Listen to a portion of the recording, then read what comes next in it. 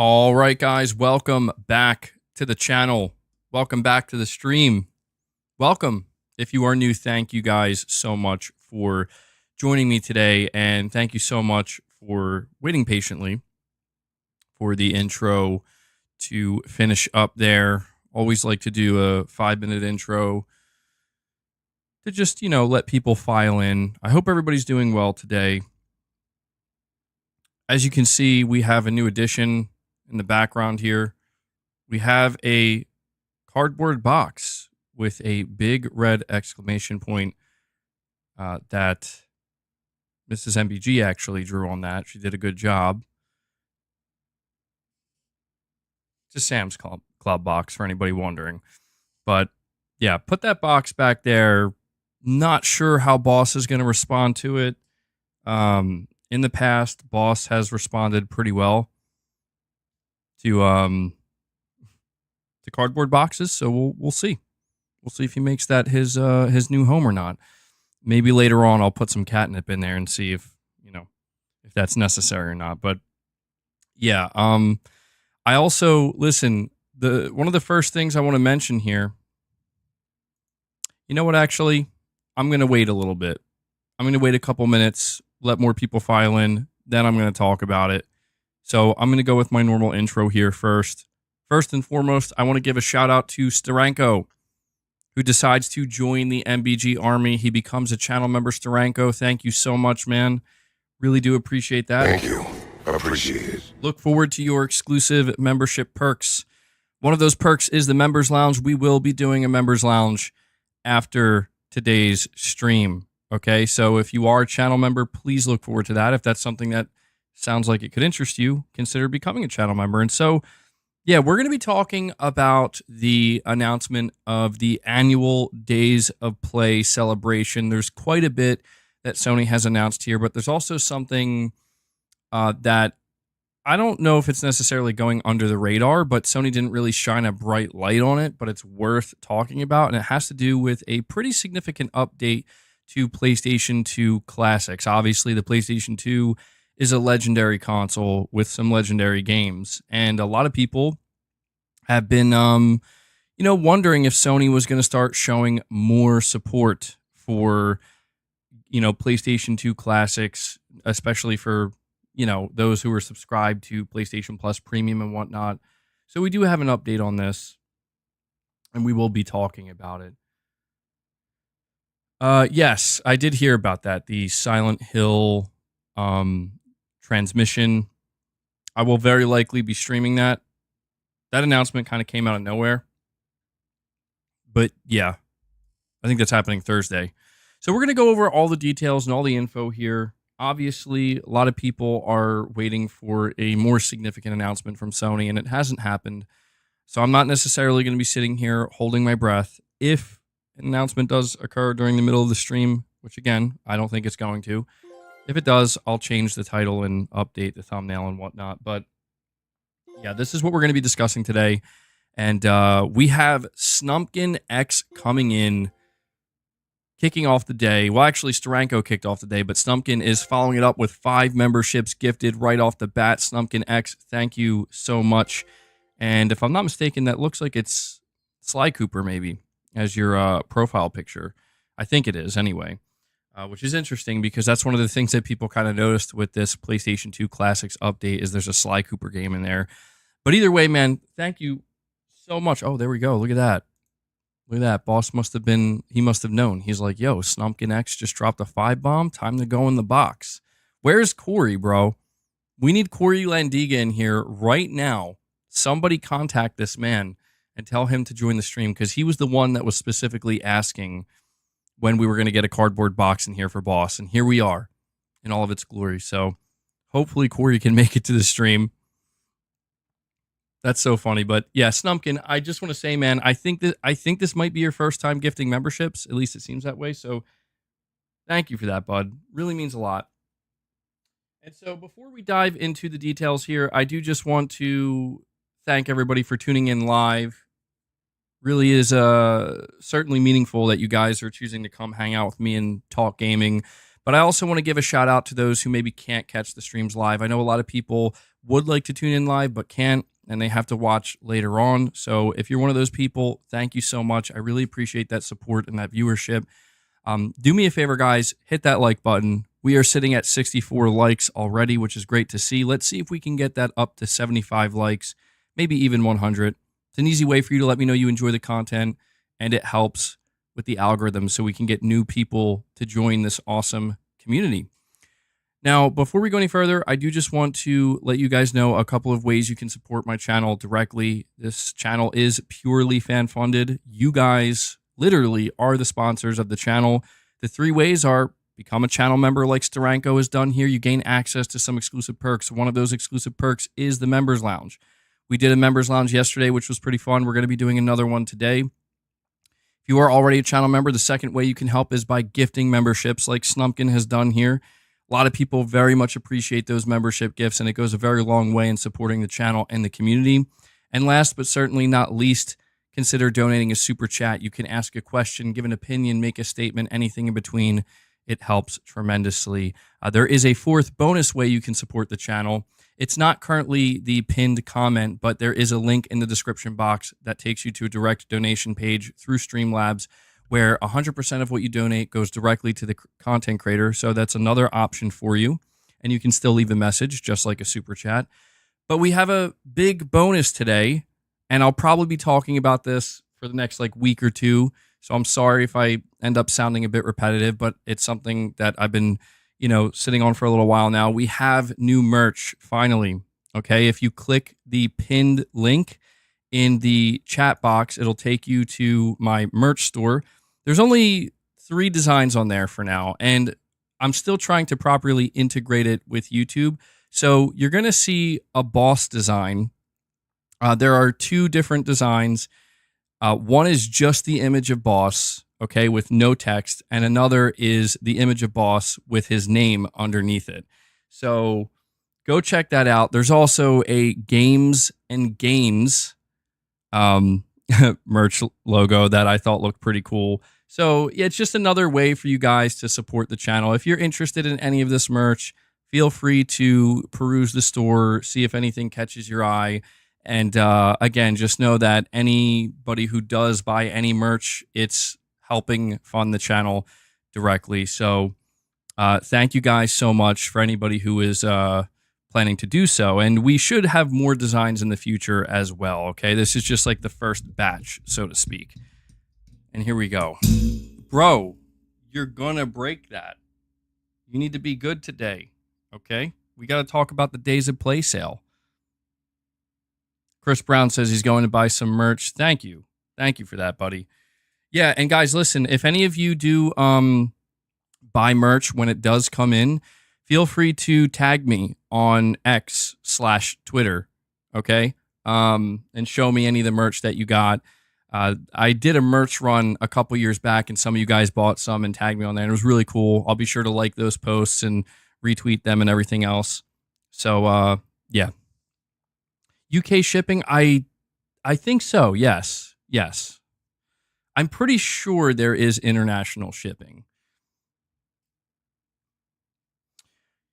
And Wayne's World Unlimited is saying, what is your Twitter because you don't have any links? So if you look in the description box, I did recently add my Twitter profile. So I just recently added it. So if you want to go follow me on X/Twitter, I'm not really that active over there, but if you want to, it's down there in the description box, okay? So thank you guys for listening to that longer than normal intro there. But we are going to dive into this conversation about the Days of Play announcement. This was something that was rumored, I believe, sometime last week, and a lot of people really picked up on this rumor because traditionally, Sony seems to announce the Days of Play annual sale sometime around when they're planning to do a show, whether it be a State of Play or a showcase. And so here we are, the day has come. If we head over to the PlayStation blog, they say, get ready, Days of Play celebration kicks off on May 29th. Celebrate with player activities, bonus game catalog, PSVR 2, and PS2 titles through PlayStation Plus Extra and Premium, compelling offers, and more. Excuse me. This is written up by the Vice President of Global Marketing at SIE, Isabel Tomatis? I don't know if I'm saying that correctly. But they say here it's another exciting year for PlayStation fans with Days of Play 2024 kicking off this week. This year's Days of Play activities are bigger than ever with challenges, offers on hardware and games, content offerings, and more. We started this global tradition 7 years ago to celebrate you, our passionate PlayStation community, and your endless support. We are pleased to bring you more reasons to play with special Days of Play activities appearing across PlayStation Plus, PlayStation Stars, PlayStation Store, PlayStation Gear, and retailers. That's interesting. They're even throwing some PlayStation Gear in there. PlayStation Roids, just what we need. The Days of Play celebration begins May 29th at 12:01 a.m. through June 12th at 11:59 p.m. local time in each region. So the Days of Play is going to last until June 12th. Keep that date in mind, because if you are interested in anything we're about to go over, that's when it ends, okay? So we're starting here. They say to mark this special occasion, we're giving away new avatars to all PlayStation players throughout Days of Play starting May 29th. Players can access avatars that commemorate some of the popular titles that will be offered through PlayStation Plus during State of Play. You can find them on the PlayStation Plus webpage, or visit the PlayStation Plus Days of Play page on your PS5 or PS4 console to get the voucher code. So you can do it directly through your console. These PlayStation Plus avatars are free for all PlayStation players to redeem. Stay tuned for more free avatars during State of Play. Below is an overview of activities to look out for during Days of Play. You can also check out Days of Play's 2024 webpage regularly starting tomorrow, May 29th, for activity updates in your local area. And so just to let you know, the first batch of avatars, we have a Ghostbusters avatar. We have a soccer/football player. I'm actually not sure who that is. I don't follow soccer/football. We have Lara Croft. We have Sly Cooper, and I don't know what this is. It's like a refrigerator monster or something. I don't know how to describe it, but if you want to check out these images yourself, you could just pull up the PlayStation Days of Play blog, and you can kind of follow along with me here. I probably should have had this on screen, actually. You know what? Let me hold on. Let me see if I can bring this up for you guys, because I do feel like it would be much better if we could just kind of like see this together. I feel bad trying to describe what I'm seeing, and you guys just have to use your imagination. So give me a moment. I'll bring it up.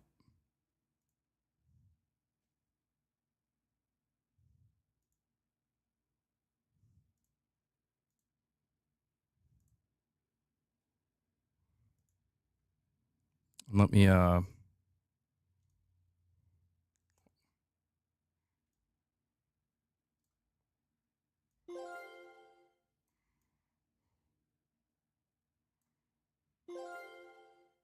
we go.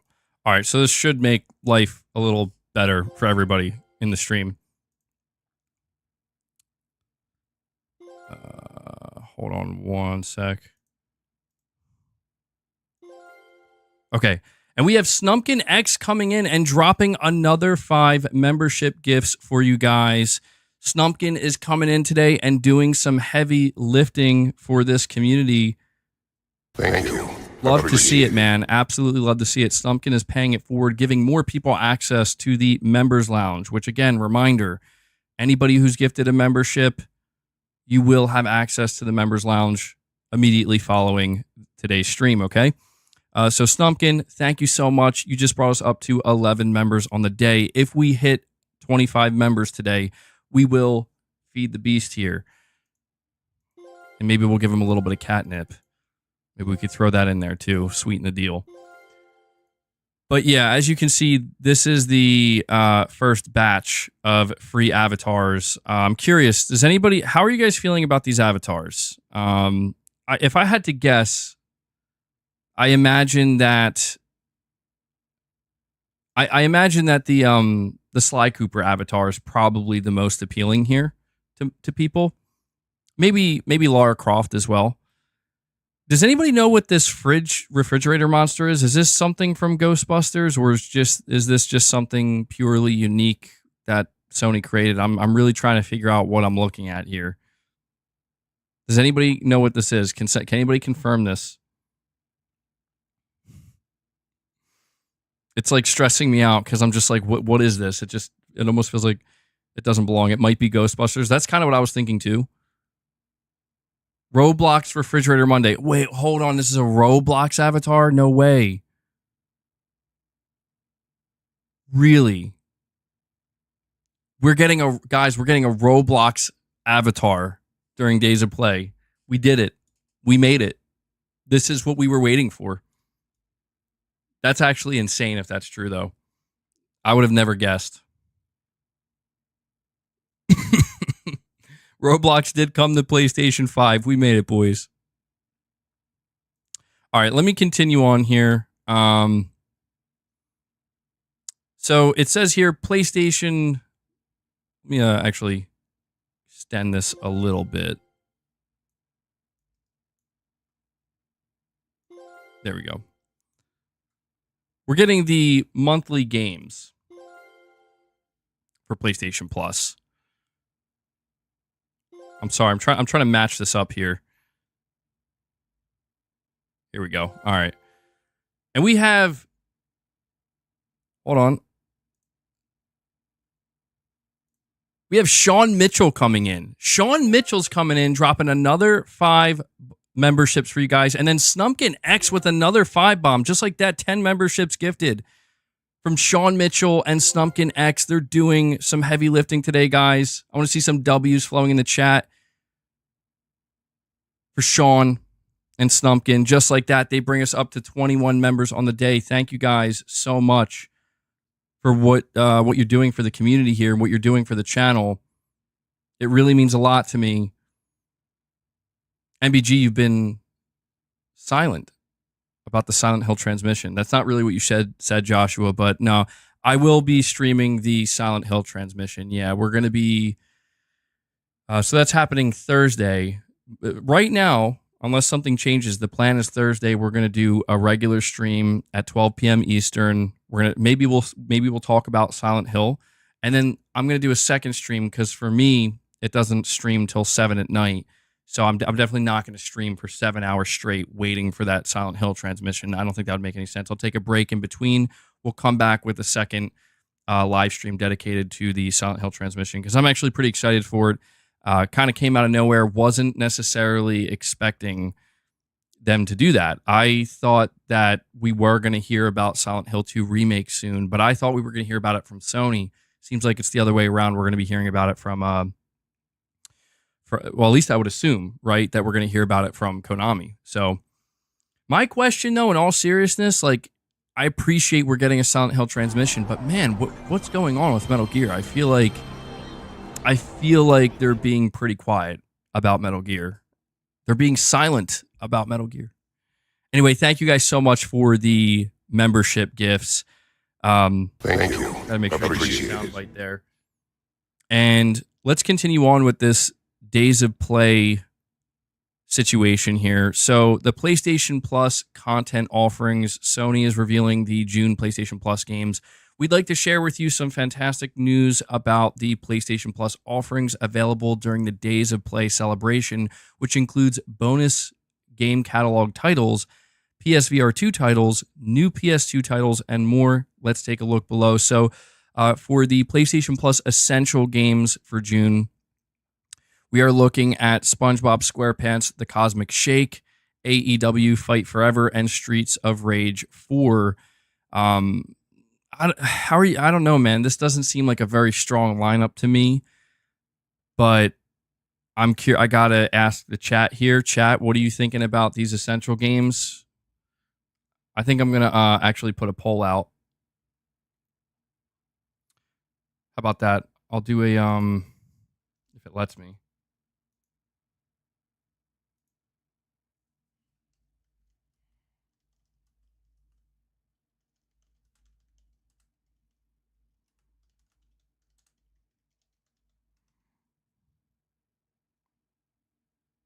Oh wait, why is that? That's a Q&A?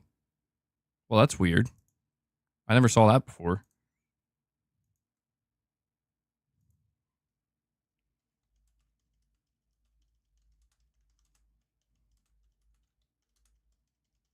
All right, let's try this again.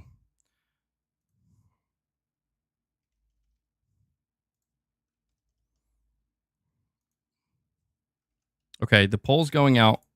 I would appreciate it if you guys could vote on this. I'm asking you how you're feeling about June's PS Plus Essential offering. Good, meh, or bad. Again, that's SpongeBob SquarePants, The Cosmic Shake, Streets of Rage 4, and AEW Fight Forever. You guys vote on that. We're going to continue along here. I'll come back in a little bit and check on what you guys are saying. They're throwing this in here as well. Also, just wanted to give a quick reminder that EA Sports FC 24, part of May's monthly games lineup, will be available until June 18th. So you still have time to redeem this title if you haven't already done so. So, yeah, I mean, look, I don't know if anybody is a fan here of the FC games, formerly known as FIFA, but they're reminding us it's going to be available till June 18th. Oh, wow, okay, yeah. There it is. There it is. It is a Roblox avatar. Okay. Wow, I would have never expected that. A Roblox avatar. And let me update this member goal for you guys so you can see where we're at.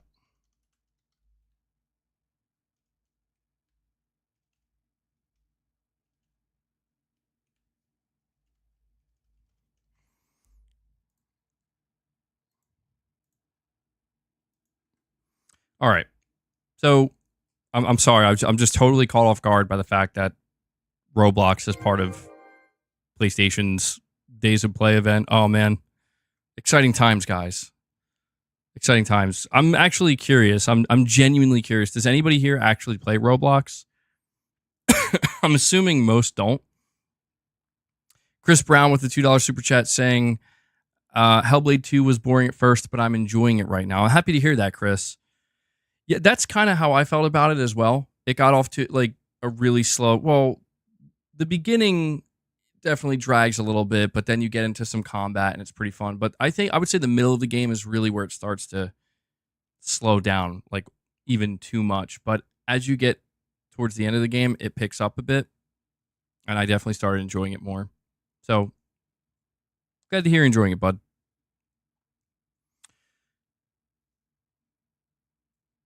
You have some friends that play Roblox? Okay. William, you're saying, MBG, will you cover the PlayStation/Sony business segment meeting? It will be either tomorrow or the day after. I would like to. The only problem, William, is I don't know. Well, I don't know what time it's going to be, and I don't know if they're live streaming it. If they're live streaming it, I would love to react to that with you guys, but I can't find. Well, to be honest, I haven't looked it up. But if you can give me like a link, William, boss, let go. Let go. You're going to break it. You can give me a link to like a live stream if they're going to do it, or a video. If it's like a pre-recorded video, we could definitely react to it because I'm super interested what they're going to reveal and what they're going to say.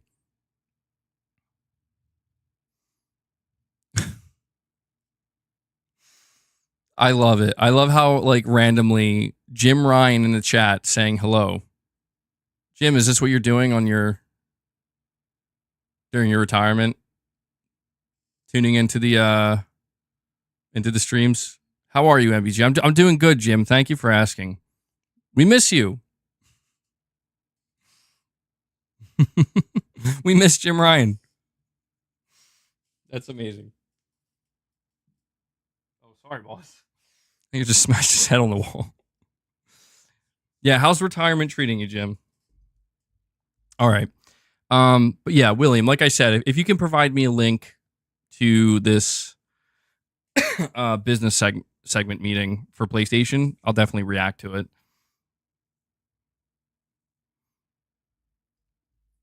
Jim Ryan saying I gotta take the L. Oh my God. Okay, let's continue on here before Jim distracts us too much. All right, so continuing on here, on June 3rd, all PlayStation Plus members will also be able to download a Roblox pack that includes an avatar for Felix Freezebeard, the Yeti. All right. Hype. No showcase, but we are getting a free Roblox avatar. Yay. Sony knows what we want. Jim, see what happened ever since you left? As soon as Jim leaves, we're getting stuff like this. All right. It just I'm not going to lie, it just feels so random. Like, it just, I don't know why, but I can kind of understand talking about like FC24, but Roblox being thrown in here is just, it is a really popular game. Like, let's face it, Roblox is like one of the top 10 most played games constantly on PlayStation. So I guess from that perspective, it kind of makes sense why they would do something like this. But continuing on here, bonus titles for Game Catalog, Classic Catalog, PSVR 2, and Game Trial. So this is, I would say, more the meat and potatoes of some of the stuff. It says here are the bonus titles we are releasing during the Days of Play celebration ahead of our normal release schedule, which includes additions to the PlayStation Plus catalog, Classics catalog, PSVR 2 bonus games, and a game trial. Don't forget to check back later this month for our regular game catalog announcement to see the full June lineup. Enjoy. So very important to note here, because I did see some people a little bit confused, which is understandable. People are thinking that what we're going over today, this is the full extent of the June catalog for like PlayStation Plus, and you know, all of the different tiers, but they're making it known that this is just a portion of what we're getting. They're announcing just a couple things early, and the full version of the catalog is going to be announced later in June. So I want to make sure to make you guys aware of that. And let me see here, William coming in strong with that link. The PlayStation meeting will be at 4 p.m. Pacific time tomorrow. Oh, wait, what time is that for me? Is that, I think that's 7 o'clock at night for me, right? Let me check here. Let me check, William. Business segment meeting 2024, games and network service. It says 8 to 8:50. So I guess for me, that's going to be like 8 o'clock at night. It doesn't seem like it's going to be too long, though. About an hour. Yeah, I'll see. Once I get the time locked down, if I can figure out exactly what time it is for me, I'll see if I can set up. That'll be weird. Yeah, I'm Eastern. I'm Eastern time. So, oh, that's JST. Oh yeah, you're right. You're right. That's JST. So, I'm pretty sure that's 7 p.m. Right? Let me look it up real quick. So, William, you said it was 4 p.m. Pacific.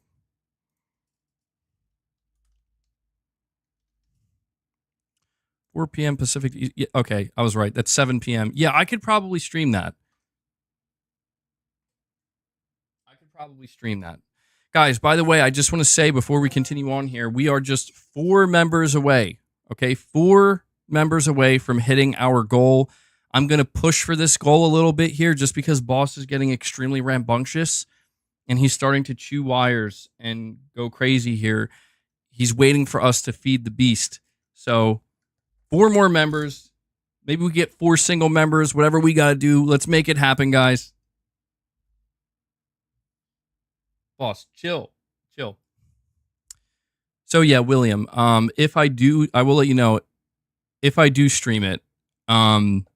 I'll put that, I'll put the stream out a little bit early, like maybe like an hour or so early at like 6 p.m. Eastern, so people will be able to file in. And Sean Mitchell comes through here for Boss. Sean Mitchell comes in and drops a 5 bomb for you guys, another 5 bomb from Sean. Sean, thank you so much for that, buddy. Now it is time to feed the beast. You guys crushed it. We're at 26 members. Boss, you ready for some snacks? Boss, do you read me? It's time to feed the beast. It's time. I know this is what you want. This is what you've been waiting for. This is why you're chewing all of my electronics down here. Here we go, buddy. There you go.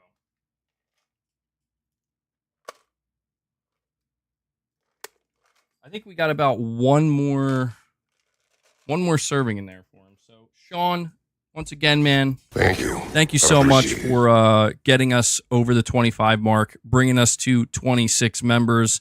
Love to see it. I'm going to update this member goal. We will continue and go over all of these games. And remember, if we do end up hitting a second goal, if we hit 50 members at some point today, we'll do some reps at the end of the stream. You guys can do some reps with me as well. Apparently, some people like to do that, which is actually pretty cool.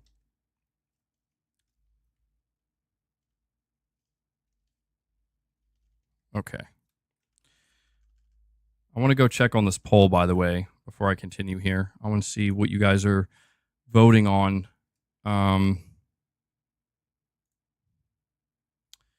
So we have 225 votes. 30% of you are saying good. 37% of you are saying meh. And 33% are saying bad. So the least amount of votes have gone to good for the PlayStation Plus Essential specifically. Most people are saying meh. It's actually pretty evenly matched here, though, which is surprising. Okay. I'll check back on it again later. Dan, you're saying I can't do reps at work. You could do them in your mind, bro. And we have Money with a $2 super chat saying, how do you feel about COD and Game Pass day and date? Not surprised. You know, it seems like Microsoft is holding up their end of the bargain, so to speak. Right? I think that when they went to go acquire Activision Blizzard, everybody was under the assumption that, oh, this means if they get them, then Call of Duty is going to go into Game Pass. There was conversations popping up based off of rumors and reports that maybe they were reconsidering it. Maybe they were going to decide not to put it into Game Pass. But shortly after we were hearing, actually, no, they did decide on it. They are going to put it in Game Pass. And maybe we'll talk more extensively about this in the members launch potentially. But ultimately, not too surprising. It just seems like they are holding up their end of the bargain. I do think it is risky for them, though. And it'll be very interesting to see how it does in Game Pass or what it does for Game Pass. And something else I want to mention too is there, as of right now, there's no price increase announced for Game Pass. So they're saying, hey, you're getting Call of Duty Black Ops 6, no price increase. Pretty crazy. We're going to have to see if we end up getting some type of price increase for Game Pass, because I would be truly surprised. What would surprise me is if no Game Pass price increase happens, just because if there was ever a time for Microsoft to announce the price increase, it would be soon. Because like, hey, we're putting Call of Duty in there. But I think that they probably want to wait until they actually show the game and the hype levels are the absolute highest that they can get, like peak hype levels. Then it's like, okay, by the way, we are increasing the price slightly for Game Pass. Nobody will probably care at that point. And we have the Leninator FFC, a member for 10 months. Thank you for that, buddy. Saying, what's up, MBG? Can't wait for the showcase whenever it is. Whenever it is, bro. Whenever it is, we'll be here. We'll be there. Whenever Sony announces that showcase, we'll be there. We won't miss it.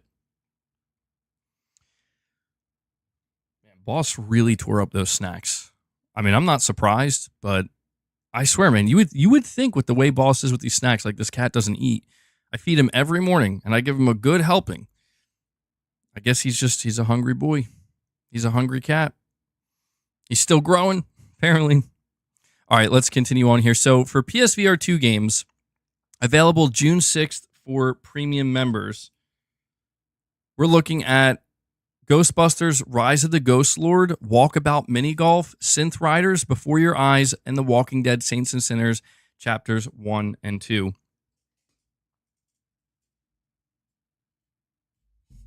Oh. my hat on my mic stand there. So interesting. We're getting some PSVR 2 games added to PlayStation Plus Premium.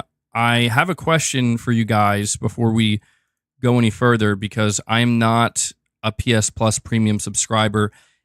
For anybody here who is subscribed to PlayStation Plus Premium, is this the first time we're getting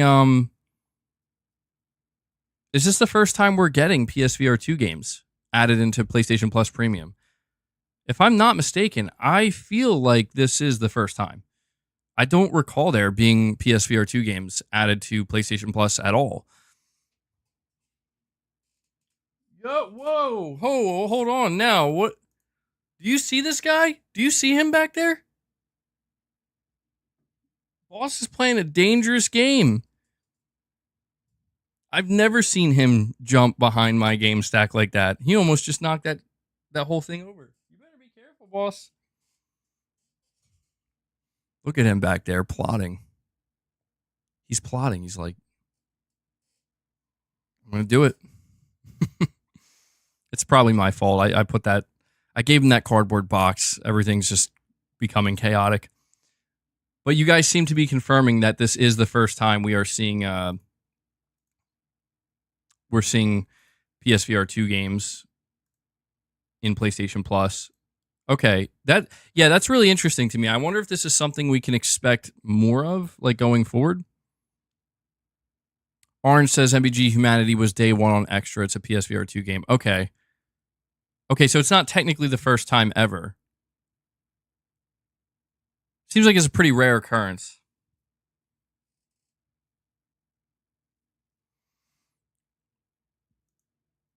But now we get to the classics. So if we move down here, Days of Play PS2 Classics catalog. Now there's something interesting that I want to talk about with you guys with this specifically. So it says available in the Classics catalog on June 11th for premium members.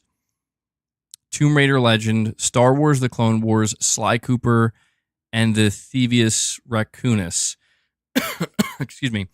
So these are PlayStation 2 classic titles, as it says here. But what's I would say a little bit special about these specific titles is these are seemingly going to be the first batch of PS2 games that are using a new PlayStation 2 emulator. So I want to refer to some previous information we got. This was a report from PlayStation Lifestyle on, where's the date here? May 16th. So about 2 weeks ago. It says here, rumors of Sony working on a PlayStation 2 emulator to bring classic games to PlayStation Plus might have had some truth to them. If a PlayStation Store listing is anything to go by, the listing, which was found on the back end, is for 2002's Star Wars The Clone Wars. An official description specifically mentions that the game has been converted for the PS5 and PS4 consoles with additional features. Now, they continue by saying, we first heard that Sony was working on a new and improved PlayStation 2 emulator last August from reliable YouTuber Mystic. Fast forward to March 2024 when fans discovered that emulation company Implicit Conversions had officially partnered with Sony to bring PS1, PS2, and PSP games to both PS4 and PS5. Implicit Conversions scrubbed its website and backend on its claim, and backtracked on its claim when the news was made making the rounds. However, today's discovery suggests that the company backtracked because it didn't have Sony's permission to share any information at the time. And I also checked out Mystic Ryan's Twitter account, and he posted about this a couple of hours ago when it was announced. And he says, here they are, the very first new PS2 games back to PS4 and now on PS5. And he gives a special shout out to Implicit Conversions, and I do think it's worth highlighting that, Mystic, he's obviously a very well known, probably the best known PlayStation YouTuber out there, and he doesn't usually give like insider information or anything like that too often. But this was one thing that he did talk about, and he seemed to have it on like good authority that this was something Sony was working on, and he was pretty much the first person to let us know. And then we got that kind of accidental leak from Complicit Conversions, and now here we are. We are looking at proper PS2 classics that were converted by this company. And I'm assuming, so these games can be played natively, by the way. That's obviously the most important thing here. We should be looking at what I would assume to be some very high quality PlayStation 2 ports going forward. And what's also worth noting here is these games are, as I said, they are seemingly the first batch. Now, Sony isn't talking too much about this, but this is clearly what we're looking at. It's an update to the PlayStation 2 Classics catalog. It's finally happening. And as I said earlier in the stream, the PlayStation 2 is an absolutely legendary console. One of the best consoles, if not in the minds of some people, the best console of all time. There are so many incredible games. Obviously, people want to know what Sony's plan is with PlayStation 3 backwards compatibility, but I don't think we're going to hear about that anytime soon. I think it's something they're likely still working on. And maybe that's something we hear with like the PlayStation 6 or something like that. But for now, hearing that Sony is putting a bigger emphasis on PS2 classics, trying to work to get more of these classic games ported over natively to PS5, this is good. And a lot of people, I noticed that as well.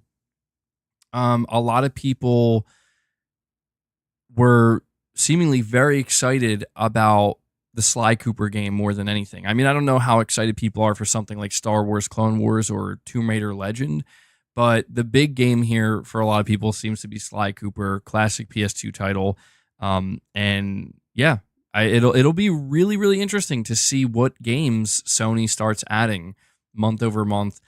This seems to be, I would assume, I don't want to say a new initiative, but just a newfound, I guess you could say, spark, if you want to use that terminology, for the PlayStation 2 Classics catalog.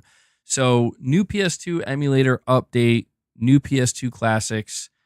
Let's see, man. I don't usually go back and play older games, but knowing that Sony has hired this team, Complicit Conversions, to, go out of their way to make proper, high-quality native versions that you can play through the emulator on PS5. I will be paying closer attention going forward to what PS2 games are announced, because I mean, there are some games I would be tempted to go back and play. I don't know that I'm interested in playing the first batch here with the games that are listed, but I'm going to be paying attention, and I'll be sure to keep you guys updated with that.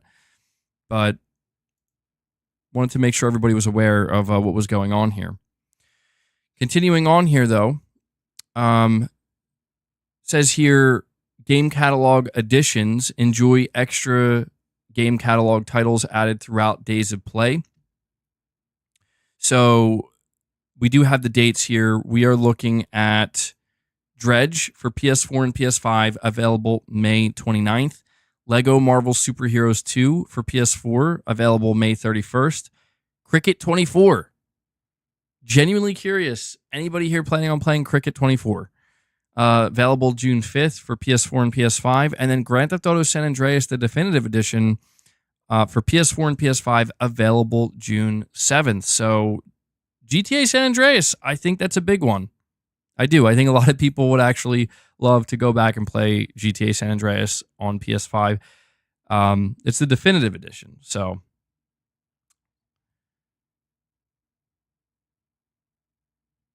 I don't know. Maybe I'll go check it out. I'm not sure. I'm not subscribed to Extra Premium, so I'm assuming this is, so that was for Extra and Premium, by the way. I forgot to mention that. The games I just listed. But they continue here. We're looking at a new game trial, WWE 2K24, available May 29th for PlayStation Plus Premium members. Days of Play activities. So still more to cover here for the Days of Play announcement.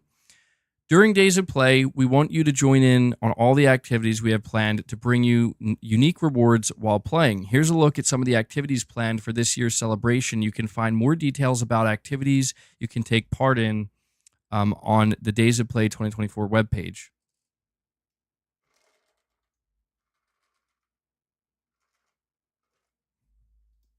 I had to get, Boss keeps jumping up on my entertainment center, and I really don't know why he's doing that. I get nervous when he does that because he scratched my TV recently. It's not a huge scratch. It's a very small one, hardly noticeable, but can't be having that. Days of Play Community Challenge. So it says here, we're bringing 3 exciting new challenges where PlayStation players will work together to reach community goals to unlock exclusive PlayStation Stars rewards. PlayStation Plus members will get a unique reward for participating. Find more details about these challenges on the Days of Play 2024 webpage and check in daily to see how you're contributing alongside your fellow players. Boss, you are being very bad today. I've done nice things for you. I got you a cardboard box. I saw that. I got you a cardboard box. I gave you snacks. Do you need catnip? Guys, hold on. I'm going to have to give Boss some catnip. He's being a bully. Yeah, he's trying to take over the show. Here. He's so spoiled now.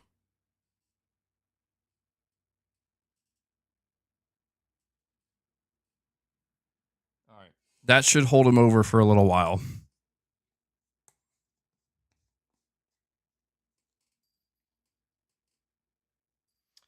Mark Tech coming in here with a correction. He says PS2 games are emulated, not ports. Okay, yeah. Sorry about that if I said that wrong.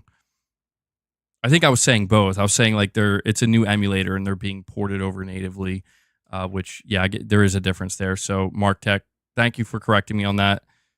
Thank you for keeping me honest there. Oh, he's enjoying that catnip. But it says here, PlayStation Stars campaigns will have a special PlayStation Stars campaign during Days of Play with new digital collectibles to earn. Be on the lookout for a new display case as well to showcase your digital collectibles. There will also be exclusive PlayStation Stars campaigns for PlayStation Plus members to look forward to that are focused on the titles available through PlayStation Plus during Days of Play, such as Dredge and EA Sports FC 24. Esports tournaments for PlayStation Plus members. For PlayStation Plus members, there will be a brand new event from PlayStation Tournaments, the Days of Play Cup for EA Sports FC 24. PlayStation Plus members and EA Sports FC 24 fans will have a chance to show off their skills on the pitch and reap the rewards. The fun starts with qualifiers available from June 1st to June 9th. Qualifier participants will earn a PlayStation Stars EA Sports FC 24 digital collectible and an in-game PlayStation FC 24 kit just for joining. Winners will score a 1-month PlayStation Plus premium voucher code and an invite to join playoffs. From there, the top 16 playoff finishers will win FC points or share of $1,500 in cash prizes. Competitors in select North American and European regions will automatically be eligible to win exciting prizes, including a DualSense Edge controller, Pulse Elite wireless headset, and PlayStation Portal remote player. For those who make the playoffs, you'll have a chance to win a trip for 2 to the 2025 UEFA Champions League final in Munich. Is that how you say that? UEFA? I mean, it's UEFA. I don't know. Again, I don't know anything about soccer or football, so apologies. And it says here, and if you plan to be in the UK on May 30th through June 2nd, join us at the UEFA Champions League Fan Festival across London. Enjoy some incredible PlayStation experiences, including a PlayStation Giant Pinball and Giant Claw Machine for a chance to win a range of prizes. So, okay, there you go, man. Let me know if anybody's planning on being in the UK at that time and participating in that. Sweet Jesus, Boss is an addict. Yeah, he is. Yeah. Dude, he's just sitting over there on the floor like he's on another planet right now, man. That catnip works quick. All right, PlayStation offers. We've got a lot of great promotions to make your play more remarkable. Below are some of the Days of Play offers from PlayStation Gear Store, PlayStation Store, direct from PlayStation or local retailers. So it says here, direct from PlayStation and participating retailers. I think that this is the stuff that some of you guys are going to be more interested in. Here are some of the hardware promotions available in select regions starting May 29th through June 12th. Be sure to check directplaystation.com, available in select markets, and participating local retailers, as offers and promotion dates may vary by region. check out the Days of Play 2024 page for updates and local offerings. So $50 off a PS5 and PS5 Digital Edition. This is, I would say, relatively significant. If anybody... Listen, if anybody is still on PS4 and hasn't upgraded, this might be your chance. I mean, I'm assuming most people here have upgraded to the PS5 already. But yeah, $50 off both the digital model and the disc model. So it's nice to see that. But below that says 100, and this is, to me, this is kind of a big one. $100 off PSVR 2 and PSVR 2 Call of the Mountain bundles. So we've been wondering if we were going to see a price cut. Now, this isn't a price cut. It's temporary. It's a sale. But as far as I'm aware, this is the first time we're seeing Sony knock off a straight $100, and that's a significant amount, by the way. So, you know, you're looking at what the PSVR 2 headset going from $550 to $450 during this promotion. So, look, I don't know that I feel confident enough to encourage anybody to go buy PSVR 2 at this point in time. But what I can say is if you are somebody who's been thinking about it, if it's something you've been contemplating, maybe you're on the fence, this would probably be the ideal time to go pick up PSVR 2. But again, if you're somebody who's really unsure and you're waiting to see if Sony's going to support it more, I'd probably still hold off, because even though it is $100 off, it's still $450. That's pretty much the price of a console. So definitely think about it. But continuing, it says $20 off select titles, including Marvel Spider-Man 2, The Last of Us Part 2 Remastered, MLB The Show 24. I'm not reading that next one. And Rise of the Ronin. Oh, man. Are they serious? Okay. Look, the only reason I'm not reading that is because I don't want to risk getting in trouble with YouTube, okay?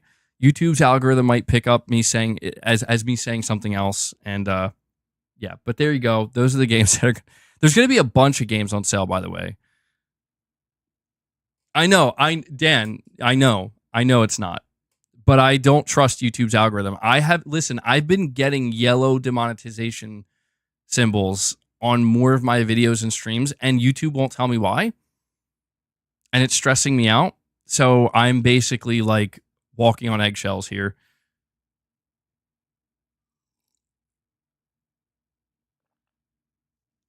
You're saying don't... Yeah, it's another reason. People are going to clip it out of context, alter it. Oh, man. But there you go. You're saying I'm too base. That's why I get the demonetization. We got Waleed is now a game cat, specifically a White Tiger, says, great selection of VR2 games and a price drop. Good to see. Yeah, hopefully this breathes a little bit of life into PSVR 2. One can hope, right? One can hope. But we are continuing on here because there's still more to go over. It says here are some additional exclusive offers from PlayStationDirect.com. PlayStation Plus members will also get an exclusive... Well, let me make sure you guys can see this. Yeah, okay. PlayStation Plus members will also get an exclusive deal for purchasing a PS5 console or a PSVR 2 headset through PlayStation Direct. PlayStation Plus members who sign in with their PlayStation account and purchase a PS5 or VR2 headset through Direct will get 12 months of Netflix Premium. PlayStation Plus members can take advantage of this promotion during Days of Play from May 29th to the 12th. Offer applies to new and existing Netflix subscribers. Terms and conditions apply. $10 off all PS5 console covers. Want to throw this out there. If you've been waiting to buy a new cover for your PS5, a different color cover, $10 off all covers. $80 off the Marvel Spider-Man 2 Collector's Edition. So that's crazy to me. It seems like Sony may have overproduced Spider-Man 2 Collector's Editions because we thought that they were going to sell out. Here we are over 6 months later, and it's like, please buy it. We'll take $80 off. Please buy it. I remember people were going nuts over those Collector's Editions. But yeah, they're still available. So if you were on the fence about it, excuse me. It says, and remember, players who shop through PlayStationDirect.com enjoy free standard shipping and free returns. And we have a direct donation from PS Gamer, a $3 donation. Appreciate that, buddy. You're saying IGN backs up the latest Resident Evil rumors. What do you think of RE0 and Code Veronica remakes? By the way, I just know about this. You're saying, I guess you just found out about this way to Super Chat. Final thing, are we even getting a state of play with all these announcements today? I'll answer this in reverse order. When it comes to are we getting a state of play, I don't know. I have no idea. If I had any idea, I would tell you. At this point, I'm just taking it one day at a time, and maybe Sony will announce something. Maybe they won't. I'm just taking it as it comes. When it comes to you finding out about this way to Super Chat, I'm glad. Yeah, guys, again, just a reminder, Super Chats are very much appreciated through YouTube, obviously, and they mean a lot. But if you want to donate directly, you can still send a message. But 100% of what you donate through that link, that Streamlabs link, in the description box goes towards the content creator. And when it comes to IGN confirming, yeah, I'm glad I waited to talk about this to just give you my brief thoughts on it. I actually think it sounds very interesting what Capcom is doing with the next Resident Evil remakes, but I think I'm going to do a dedicated stream talking about this because I love Resident Evil, and this seems to be something that is absolutely happening because we're getting like 3 separate sources confirming that this is the direction that Capcom's going in with future Resident Evil remakes. So PS Gamer, thank you so much for the direct donation, buddy, and for the continued support. Continuing on here, it says PlayStation Plus between May 29th and June 9th, new players who join PlayStation Plus can save up to 30% on a 12-month membership plan. Local promotional dates may vary for this deal, so please check the Days of Play webpage for local details. Current members, and this is, I think, going to apply to most of you, current PlayStation Plus members get 25% off PlayStation Plus Extra or save 30% off PlayStation Plus Premium for the remainder of their memberships when they upgrade their memberships between May 29th and June 12th. Additionally, all PlayStation Plus members can get 15% off content from Sony Pictures Core starting May 29th through the 12th. You can also check the Sony Pictures Core app to find additional offers during State of Play. Or Days of Play. Sorry, I keep calling it State of Play. PlayStation Gear Store. Visit PlayStation Gear Store to get 20% off products. There's like 4 asterisks here. Do you see this? You guys see how many asterisk marks are next to 20% off? Like, geez, man.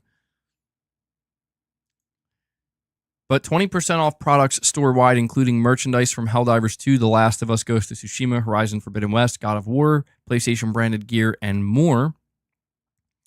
And then finally, they close it out here by saying PlayStation Store Days of Play will bring 2 weeks of incredible offers on hundreds of compelling digital games, including several 24-hour flash sales on the PlayStation Store. So that I did want to make sure to let you guys know that if you're somebody who's been waiting for a sale for a specific game and you don't mind buying your games digitally, make sure you check the PlayStation Store every day because they're doing 24-hour flash sales, which means, you know, if you miss it, you miss it. I'm going to have to be keeping an eye on this as well. I don't normally buy games digitally, but this is like the one time of the year where I'm definitely much more likely to buy anything digitally. If there's a game specifically that catches my eye and the sale's just too good to pass up. But there you go. That is the entirety of the Days of Play promotion. There is a separate blog post that lists every game that's on sale right now, I believe.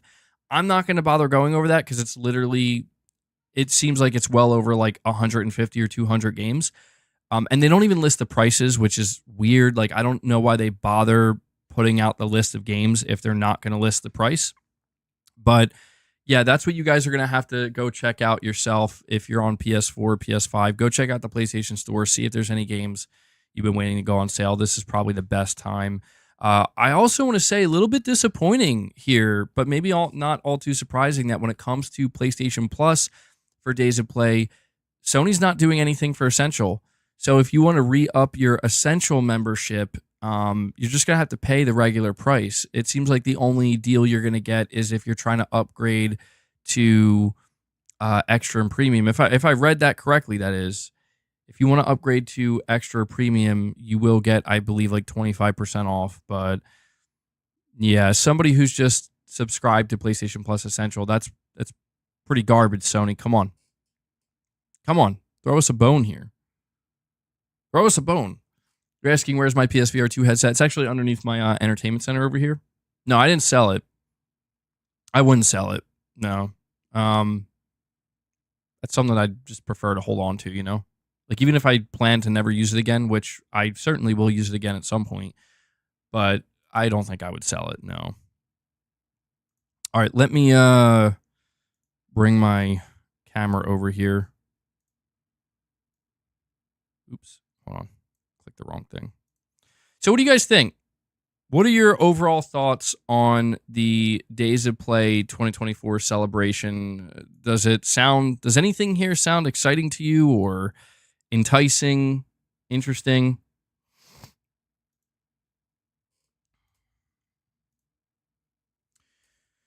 I mean, for me, it's not really that exciting, to be honest. Like, there's nothing here that gets me like, whoa, that's amazing. It's nice that Sony's still doing this, and I would say the most exciting aspect of this is probably anywhere where you can save money. Like, if you are somebody who wants to buy a PS5, you get the $50 off. If you're interested in PSVR 2, getting the $100 off. And, you know, obviously the games that are going to be on sale. To me, this stuff is nice. It's worth mentioning, they didn't say anything about a DualSense. Doesn't seem like the DualSense is going on sale at all, which is also kind of weak. So it seems like they're being like a little bit more selective this time around. MBG not being rude, but why does my mug cost 12? Dude, listen, I don't determine the price as Zombie Fanatic. It's not up to me, believe it or not. I go through Teespring and they set the prices. So if look, man, again, it's just for people who want to support. If it's too expensive, no stress, you know, no pressure. I'll have to see if they do promotional stuff though. They might do like maybe, I'm sure they would have to give me the ability to do certain sales if I wanted to or something like that. Days of Play mug sale.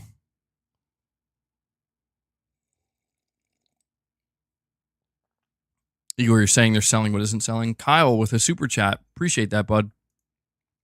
You're saying add your games to the wish list. You get a notification for sales before they even show up. That's what I do to get access to games I intend on buying. I had no idea.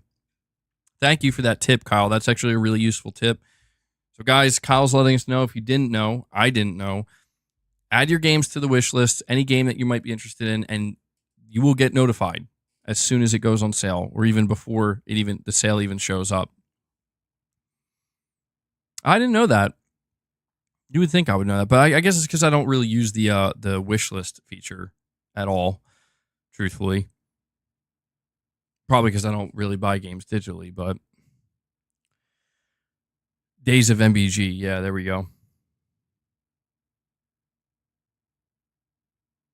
Ghetto God, you're saying I can change the prices of Teespring items. Are you sure? I'll have to look into this because I didn't know that. Dude, I listen, the level of stress I went through setting this stuff up, and to be honest, like, look, I appreciate what Teespring's doing. Their website is a nightmare.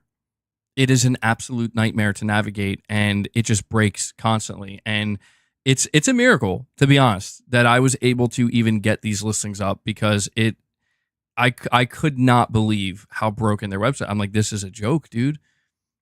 So I'll have to look into that, and I believe you, Ghetto God, because you seem to know a little bit. You seem to know a lot about this stuff.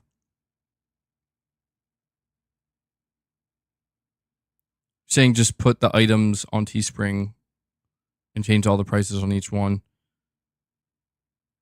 Okay, I'll look into it. I didn't realize you could actually change the prices. I thought they were all fixed. It's been a long time since I used dude, the last time I used Teespring was, I think, in 2020. And I remember hating every moment of it. But, you know, it's been too long. So I'll see what I can do.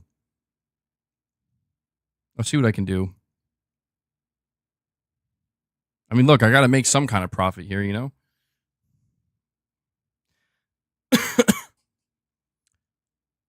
Subtext with the super chat, you're saying, do you think the showcase is impacted by how much they want to launch for the PS5 Pro? For a long time, I assumed they would save the big stuff for the Pro event. Yeah, it's a really strong theory. I would say it's actually likely to be true. Again, these are things that we can only speculate, but the logic adds up. We do know by this point in time that some kind of show is going to come at some point this year because of the PS5 Pro. Like, it could just be a dedicated PS5 Pro event, and that could be what leads the charge, but that console is going to be revealed at some point. And when it is, yeah, I mean, I always kind of thought to myself, like, surely that's going to be the moment Sony wants to have some big hitters ready to show, because they want these games to look the absolute best they can, and they want to give the PS5 Pro the absolute best chance they can to get off to a good start sales-wise and kind of breathe new life into the PS5 in general, and just, you know, the excitement surrounding the hardware. So, you know, is this why we are seemingly not going to get a showcase? Probably. Imagine it just being a blog post. That would be crushing. Yeah, no, that would be soul crushing. Guys, here's the PS5 Pro. Here's a blog post written up by Mark Cerny. That would be soul crushing. If Sony did something like that, I would have to assume that they've just given up because that would make no sense. But no, I imagine if Sony's going to make a big deal about anything this year, the thing that they will make the biggest deal about is the Pro, because why wouldn't you? It would be wild if they were just like, nah. So, subtext, yeah, I do think that the bigger stuff, the more exciting stuff at this point in time, it seems clear it's going to, at least to me, it seems clear it's going to be saved for the Pro whenever they're going to reveal that. And maybe this should have been more obvious from the start, you know, once the leaks and the rumors started pretty much confirming that, yeah, this console's happening and it's on track for November this year. But still makes me wonder what the plan is, you know, for now. Will there be a show of any kind? I don't know. Like I said earlier when I was asked, I just I'm just taking it day by day, and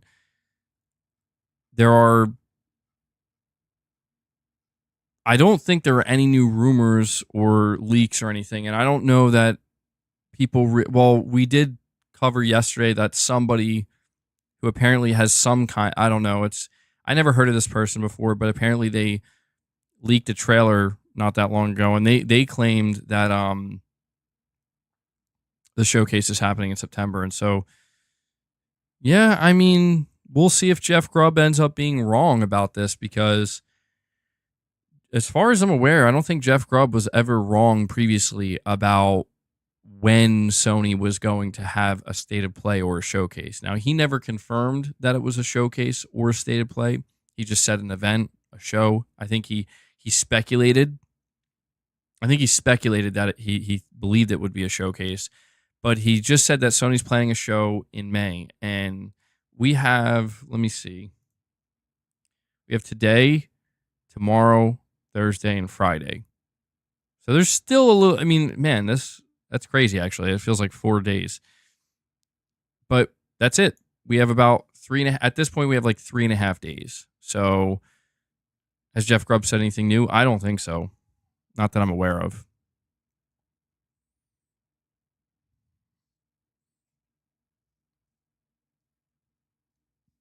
Subtext, you're saying yesterday Jeff Grubb tweeted, quote, "It's fun because you were miserable waiting for the PlayStation event, and then when it comes, you'll be miserable because it isn't everything you wanted," end quote.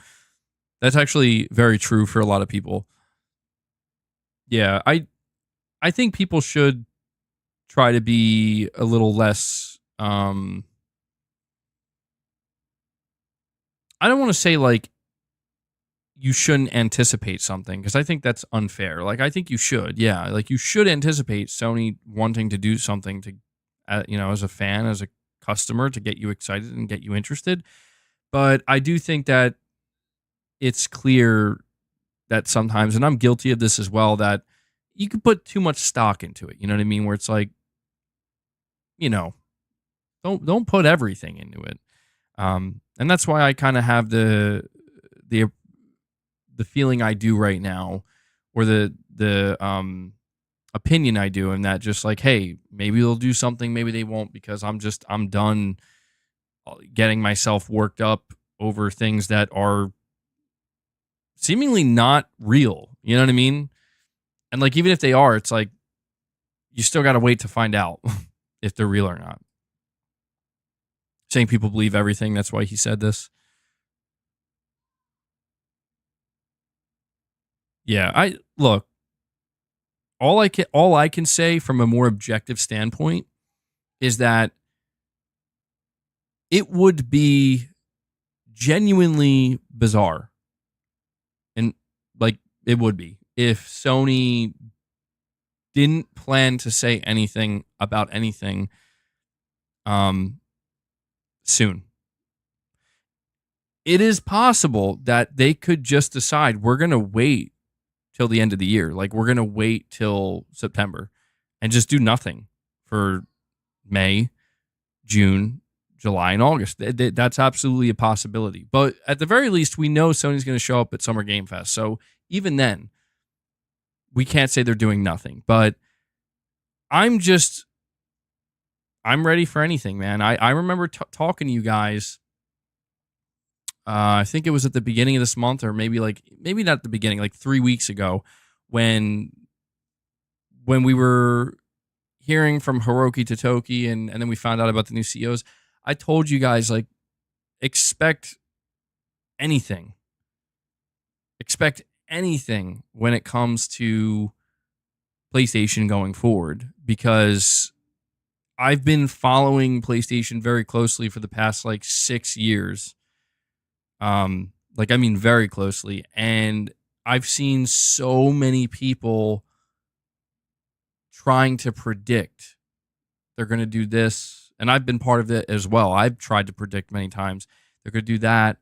And it seems to, it becomes clear as each year goes by that I'm following it, that dude, nobody knows anything. That to me is just the most, maybe that's a bit of an exaggeration. It's not to say that there aren't some things we learn every now and again, but generally speaking, no one really knows. And I think it should be obvious. It's because even Sony themselves don't really know. You know? As in, they're also figuring it out. They're putting it together. They're planning it out. And so, this idea that somebody getting secondhand info, it's hard. It's hard because, when you're just sitting and you're waiting and you're hoping that, oh yeah, it's May. Sony did a showcase last May. Maybe they'll do one now. I can understand why people get a little bit frustrated when it's like, so wait, nothing's happening? I get it, but there's not really anything you can do about it. William, you're asking if I can read your latest post on X. We'll see. I don't know if I'm going to do that right now, William. We'll see. Digital Dude 25 with a $5 super chat says, I swear if the only thing Sony shows up with at Summer Game Fest is a Ragnarok PC port. Oh, man. Yeah, that would be... Oof. That would be really bad. Just a PC port of Ragnarok. I do suspect we will hear about a PC port of Ragnarok, but man, that being the only thing they show up with at Summer Game Fest. Well, listen, here's what is exciting though. Regardless of what Sony's direct plans are they going to do a state of play? Are they not going to do a state of play? Are they going to do a showcase? Are they not going to do a showcase? Regardless of that, I at least feel excited in a more general sense that we are in showcase season. Like, we're going to get shows from a bunch of different publishers, and we're going to get Summer Game Fest, and we're going to get a bunch of new game announcements. I'm suspecting that most of these game announcements I probably won't care about, but there will certainly be maybe a good chunk that I do care about, that do get me excited, and I don't want to overlook that either. You know, I don't want to overlook the fact that a lot of the games I play that I enjoy are not from Sony. A lot of them are multi-platform and come to PlayStation. So, yeah, that's something I'm just trying to keep in mind right now as we wait to see what happens. But guys, I also forgot to ask, we are sitting at over 200 likes, and I want to thank you guys again for joining the stream, for watching, for hanging out with me. Do me a favor, if you haven't already, please hit that like button. Let's see if we can bump that up to 225 likes. The reason why I ask for likes is, well, because it lets me know you guys are enjoying the stream, and it really helps with YouTube's algorithm, so that way we can get new people to join our community. We're getting new people joining the community pretty much every day, which is awesome. So thank you guys for that.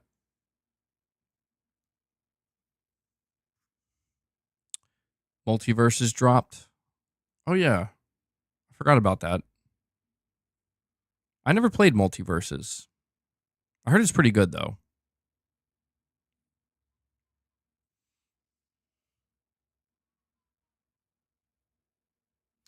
Yeah, I think The Last of Us Part 2 is going to be another game that I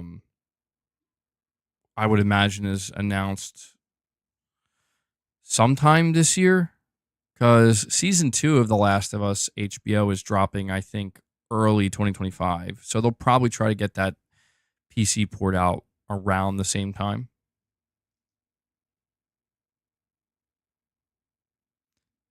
Gaming Survivor is saying Sony can't be surprised that sales aren't hitting targets if they are willing to snooze for months. Sony doesn't seem to be too surprised, though, which is interesting. They seem like, I don't know, they kind of are giving this energy like things are on track. Antonio, you're saying MBG, Exputer, Xbox reaches agreement with Batman Arkham Trilogy creators for a new AAA game. Ooh, that's interesting. Yeah, those are, you're talking about the two. I forget their names. But they were the two heads of Rocksteady, and they left. I think I think they left a year before Suicide Squad dropped. I'm assuming that's who you're talking about. Yeah, that's pretty cool. That's a good get for Microsoft. Wonder what they would be working on, though. I mean, I'm assuming it's a ways out, you know? Whatever it is they're working on, I would assume it's a ways out.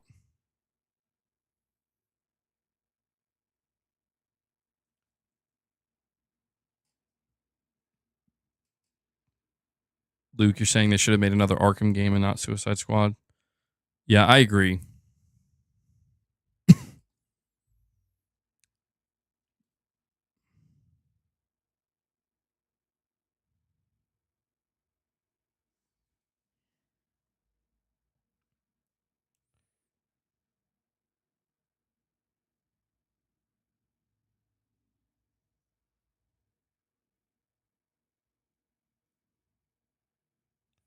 Sorry, hold on one sec, guys.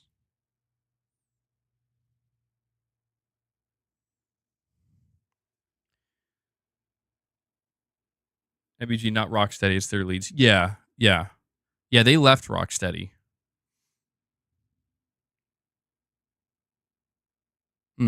Well, I'd be interested to see what they come up with next.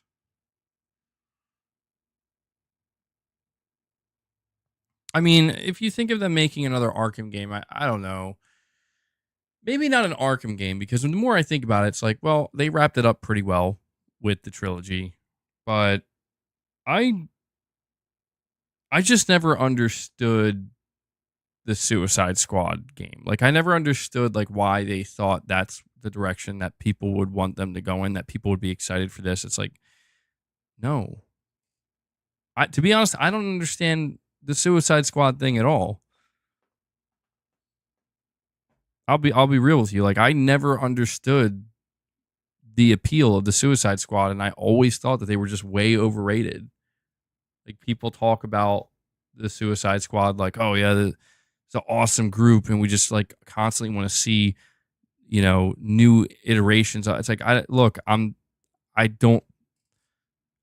don't think so. Like, I think there's a lot of other DC characters that people would be more interested in, or DC groups. That's my thought on it anyway.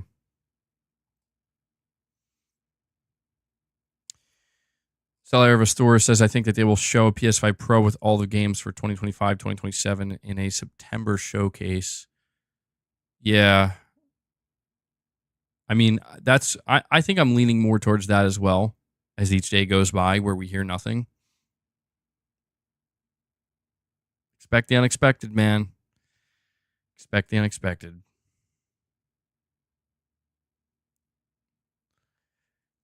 Low-key says, what's good, MBG? Why another depression stream? We still don't have a showcase, but man, the energy here is bad. Cheer up, guys. We get a showcase at some point. I don't think it's a depression stream, man. I mean, I guess, sorry if I'm coming off that way. I'm not. I'm just chill. I'm just relaxing. Just vibing, you know. Vibing. We're just talking about, we just went over the Days of Play sale.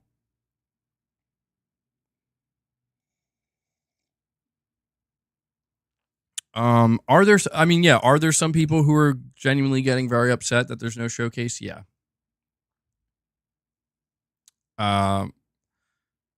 But honestly, my recommendation, in all seriousness, my recommendation, because I am seeing some people getting like pretty upset. I mean, like pretty upset. My recommendation is, listen, I would recommend, after you express your frustration, I don't know, man, go find some games to play.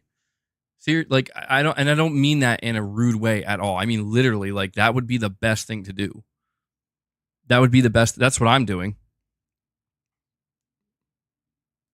I'm going to be playing some Elden Ring. Still playing Stellar Blade. Still playing some Dead by Daylight with Mrs. MBG at night. And listen, if I just got to be patient and let developers do what they got to do, let them cook. Hey, Black Ops 6, I'm interested to see more of that. So that, on top of how many other games are we about to start hearing about? So I just try to recommend to people, like, getting worked up over certain rumors not turning out to be true. And even if you're approaching it from like, well, this is bullshit. Like, I'm a PS5 owner. I bought a PS5. Sony, it's the worst gen ever. Like, guys, look, I'm not Sony, so I can say this to you. Sony would never say this to you, but I will say it to you. If you are not happy with what PlayStation is doing, like the way that they're doing it, and you feel frustrated or upset, or like they're letting you down, you can sell your PlayStation. You can go anywhere else, like, you don't have to stay here. Like, you don't have to continue to just sit around and wait. That's so important, I think, for people to realize, is that at some point, that's pretty much your only option. It's either just chill out and enjoy what's there, or don't, and go somewhere where you think it might be better. And that's all. That's all I'm trying to tell people, is just, you don't have to wait for anything. You can go enjoy whatever you want. You can go to PC, you can go to Nintendo, you can go to Xbox, you go play classic games, you can go play retro games, you can do any of that. But I guess I'm just saying, like, I don't think Sony really cares if people are upset that they're not doing a showcase, or that they haven't announced a showcase. Like, I just don't think Sony cares. Like, I don't think they're reading internet comments and watching like my streams or other streams and being like, oh man, they're really starting to get upset out there. I don't think that's how it works. So make your own games. We'll make our own games. Don't get me wrong. There's nothing wrong with expressing yourself. Sony, come on. We need a showcase. We need a state of play. Chop chop. There's nothing wrong with that. But once it starts to like become a like everyday thing, and again, I'm guilty of this in the past, and I realize, you know what, like this, all right, this is getting ridiculous now. Let's just go enjoy some games.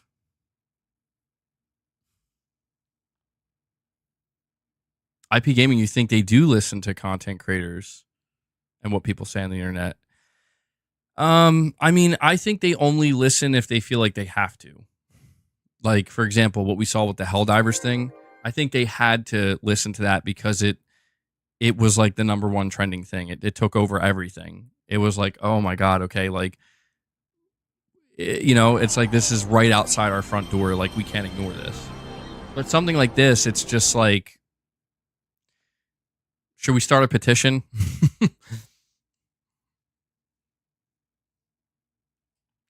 Josh, or sorry, Rich Rod 908 first here says MB Gangsta, get Gangsta, and demand a showcase PS Gangstas.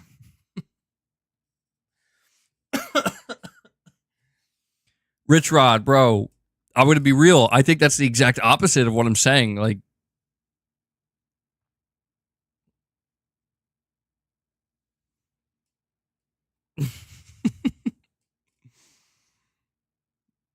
Rich Rod wants me to really go on a tear here. Thank you, Rich Rod. We got Josh with the super chat saying, yes, when all else fails, the September showcase rumors spark up. LOL. Is anyone else not exhausted by that? How would people even know this far out? Come on. I think people are basing that assumption off of like previous years, but I get what you're saying, Josh. Yeah. At some point, what I need to do and what I would recommend everybody do Rag MBG coming out. Oh my God. You're saying they market on social media. They definitely listen. Well, dude, I'll tell you this. Every single social media post is bombarded with people saying, announce the showcase. Where's the showcase? Announce the showcase. And I'm just saying, like, I think they do see it. To be clear, I think Sony does see it, but I guess I'm just saying, like, with certain things, I think that they have their plans, and I don't think they're going to alter those plans based off of, you know, well, Jeff Grubb said we were doing a show, so I guess we better do a show now, or the rumors said that we're doing a show, and now everybody's posting under our, our posts on X and whatnot to do a showcase, so we should do it. I guess I'm just saying, like, to me, it's one of two things. They either do have a showcase planned or they do not. And if it's not a showcase, they have a stated play planned or they do not. I feel similar to how Josh feels here, where he's like, you know, I am getting exhausted. Yes. I'm not depressed. I'm just exhausted. I'm tired of, I've decided that I'm done waiting, so I'm just going to enjoy what's here now and focus on what's here now. And doesn't mean I won't talk about certain games that I'm anticipating. Certainly I will, but I'm just not going to hang on to every rumor and every week, like, okay, this is the week, guys, because it's like that gets exhausting and it gets old, and I think it's honestly just not healthy, because it's like, well, if the whole point of video games is to have fun and enjoy video games, if it becomes just a totally cyclical thing of like, okay, Sony's got to do a showcase now, though, and if they don't do it this week, they got to do it next week, and if they don't do it next week, then they got to do it next month, and if they don't do it next month, then it's got to be in September. You know, I get it. And I think it's just made worse by the fact, like, I have already talked about it. Like, I've acknowledged everything that needs acknowledging. You know what I mean? Because I know that there are people that they will say, well, you should rant about it. Like, dude, I have. I've ranted about this a myriad of times. You know, I have literally years worth of content. Even the past year alone, there's so many streams where I've ranted about this. People are going to say, well, you need to speak up. You need to tell Sony. Dude, again, what do you think I've been doing? if any, like I've nearly become a meme of like the guy waiting for the showcase. So you're preaching to the choir here. I'm just saying that I'm exhausted and I'm not enjoying this anymore. Like, it's enjoyable for a little while when it really feels like, okay, there might be something to this. Oh my God, dude, boss is going nuts back there. When I feel like there might be something to this, it can be enjoyable, but as it lingers and as it just keeps going on and on and on, and I see how I don't want to use the word crazy, but how emotional people start to get, it just makes me realize, I feel like it's starting to turn into something it should have never been. It should never be. And I don't want that to happen. I don't want to stray too far away from what this is supposed to be about, which is enjoyment and our love and interest in video games. And of course, we are specifically looking in the direction of PlayStation and Sony, but I think we can all agree that video games are more than just PlayStation. Video games are more than just Sony. And, I don't think there's anything wrong with at times like this when things feel like they're starting to get a little bit dry or, it feels like the communication is lacking. Again, like, speak your mind, say your piece, but Sony's going to do what they're going to do. And in the meantime, try to find some enjoyment in this. That's all. That's all I'm trying to suggest. Because like I said, you're preaching to the choir here. Anybody who's been following me for any length of time knows I have been saying for a long time, Sony needs to have a very good showcase. And will they listen? We'll see. We'll see eventually.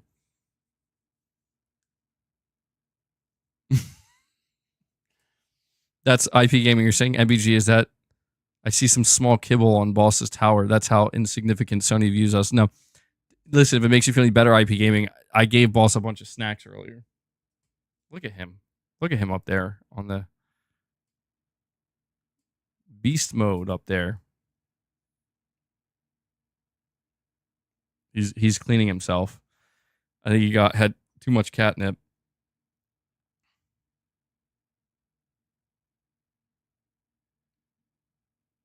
I'm just watching him at this point.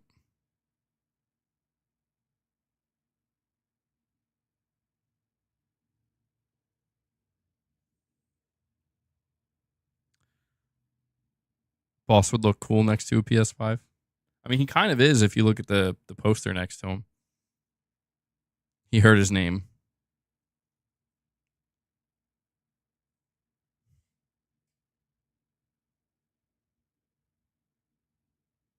Does Boss have a pinhead?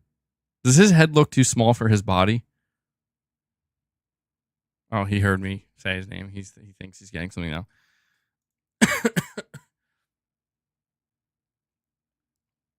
We got James W. Locks or James W.T. Locks saying, I feel like we're acting spoiled, honestly. Yeah, that's fair. I don't like to come off that way, like entitled, like Sony owes me something. Like, Sony doesn't owe me anything. Sony's a business and a corporation, and they're, obviously their goal is to get my money. So I know that. And in order for them to get my money, they have to deliver products and charge me for them. And I have to deem them worth the price. But yeah, it's like they really, I know people don't like to hear this sometimes, but like, I don't even want to say that they don't owe us anything, because even that's not true. Like, they do, in the sense that Sony sold you a PS5, and part of that was, if you buy a PS5, we will continue to support it with games for the generation. But they have been. And that's the thing. Like,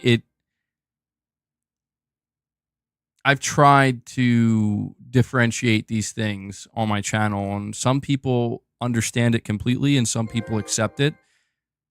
But some people, I think, refuse to understand it. And it's that, listen, not every piece of content and not every game that Sony's going to deliver is going to be from their own studios. And in fact, there may be some times where most of the games they're delivering are not from their studios, but partner studios. And I get that there are some people where they don't want to count that. But it's like, why not? Actually, you're saying Sony absolutely owes us something as loyal customers? Well, I guess it depends on what your expectation is, right? Like, and I think it's a combination of, number one, what is your expectation? Number two, how patient are you? Because for me, I'm not sitting here saying like, oh, don't worry, guys. If there's no showcase this month or next month, we're definitely going to get one in September, and it's going to be the showcase of our dreams. I don't feel that way. I am not saying that. I don't feel that. But what I do feel is that, okay, well, let's look at this from a more logical standpoint. Here are the studios Sony has. These are these are PlayStation owned studios. What is each studio working on? I've been not studying, but following this for years. And I absolutely know that, okay, there's a lot there. There's a lot. And it is kind of shocking we haven't heard more, considering how much is there. There's so much being cooked, I guess you could say, in the kitchen. But we haven't seen a glimpse of any of it. We can hardly smell it, but we know it's being cooked, right? And so the way I view it is, my expectation is we have about 4 years, give or take, 4 more years of this generation. And I am willing to be patient, but my level of patience, I would say, goes up to a certain point. So, for example, if what is communicated this year to me is 2024 is going to be a slightly weaker year because we're still cooking. It's just not ready. But once it's done, it'll be worth the wait. I can live with that. Like, to me, that's like something, okay, fine. I'm cool with that. It is disappointing, yes. You know, nobody likes to continue to feel like they have to wait, but if that's the reality, I can deal with that. What I won't accept, and what would drive me away from PlayStation, is if they're like, yeah, so we totally mismanaged our studios and we're actually not going to have anything ready for like 2.5 years. And so basically you're going to have to wait till the very end of this generation, and then you'll get what you were waiting for. Like, don't get me wrong, the day it drops, I'll be there, but I'm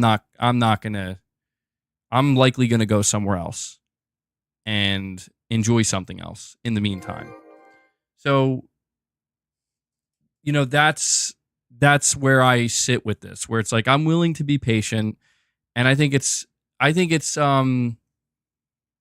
almost like an expectation these days in the AAA game space, where you have to have a certain level of patience if there are games you're anticipating.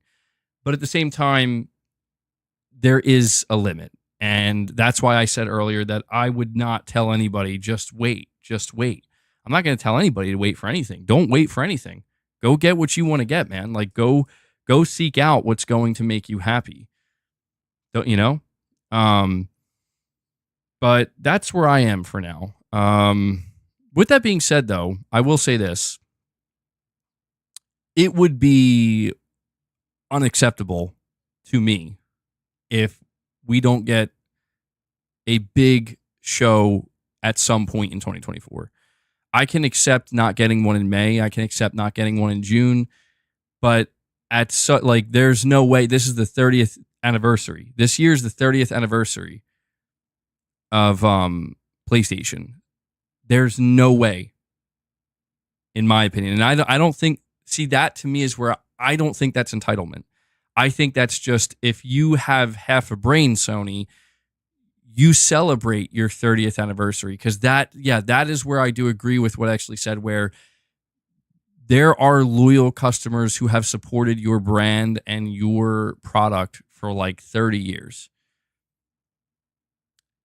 it would be tragic if they were if they were to just view that as, we're not, what do you expect from us? You know, like what do you mean?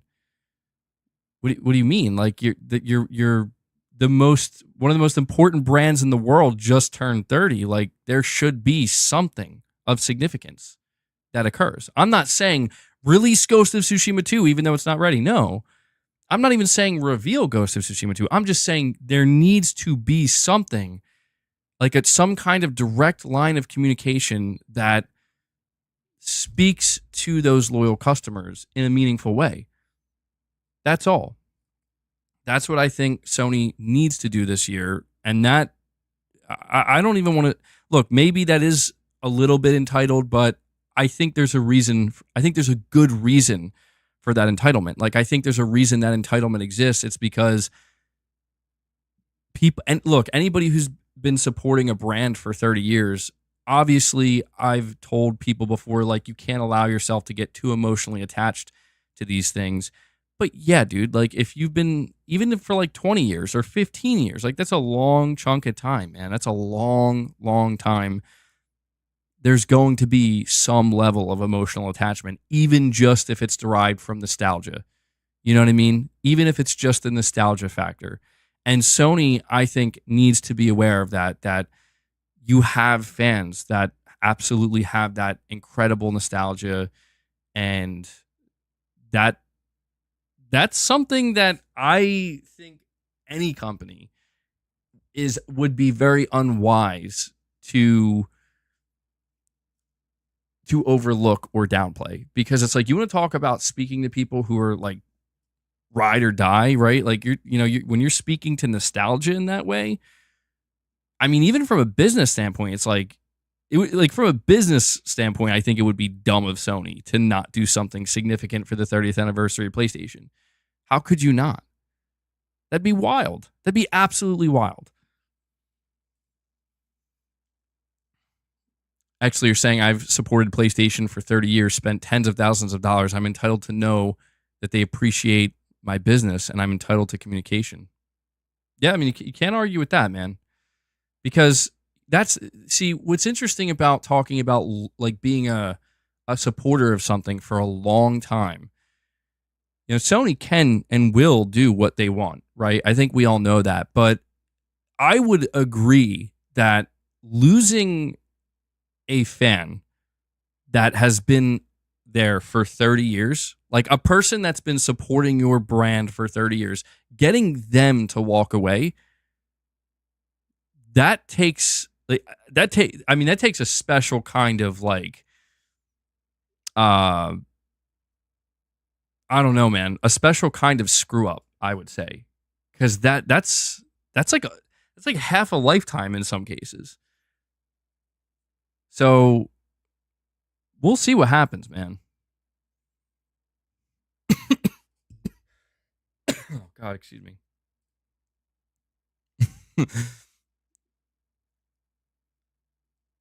All right, let's see. We got some more super chats here. Digital Dude 25 with a $2 super chat saying, "Boss is planning something. Watch your ankles." Oh my God. You see the way he's looking out the window? He sees a bird or something. He's like, he's ready to pounce, man. He's all jacked up on catnip.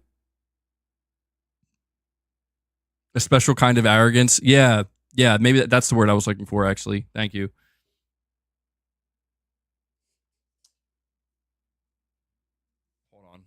Hold on.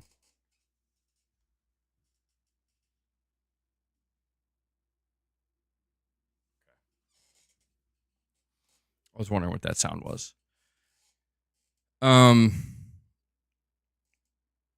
We have Josh here with the super chat saying, "These insiders ruin it, to be honest. Like, I would have loved if we weren't expecting a state of play and Astrobot and Concord gameplay surprises us, but now expectations are high." Well, I agree somewhat with you, Josh, but I'm going to say on this one, I mostly disagree, just because I don't think it's,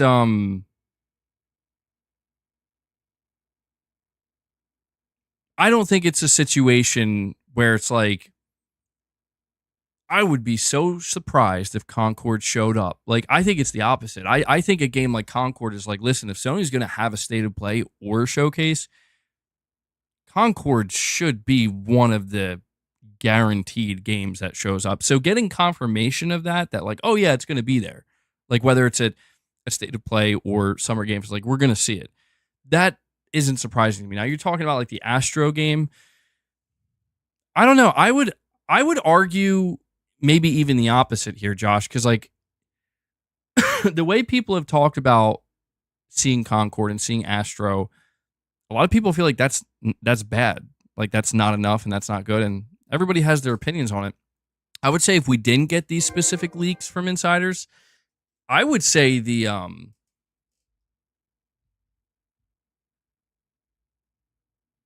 I don't know. I would say that the expectation maybe would be even higher. Truthfully, Josh, I see there seems to be some disagreement going on in the chat with the mentality of whether or not a company should owe you something or not.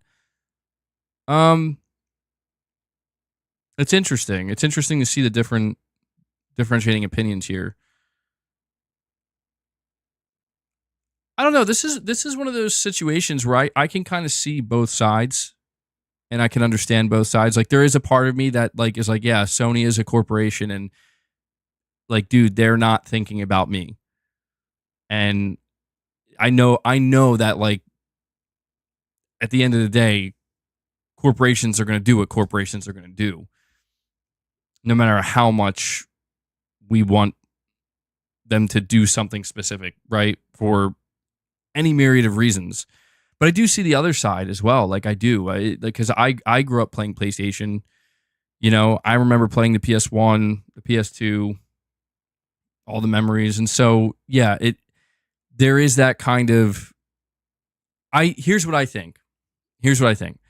I think it's almost human nature where if you spend enough time involved with something, like just purely time involved with something and supporting something, you will, to some extent, feel like you have some skin in the game.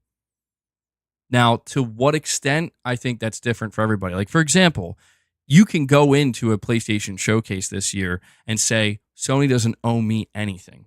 That won't stop you if you're somebody who's been following PlayStation for a long time. If that showcase is terrible, that won't stop you from feeling disappointed and like, wow, that sucked. Sony, what the hell? That sucked, bro. You see what I'm saying? Like that's why I feel like the only people who are able to truly maintain that feeling of true and total indifference, they're not here.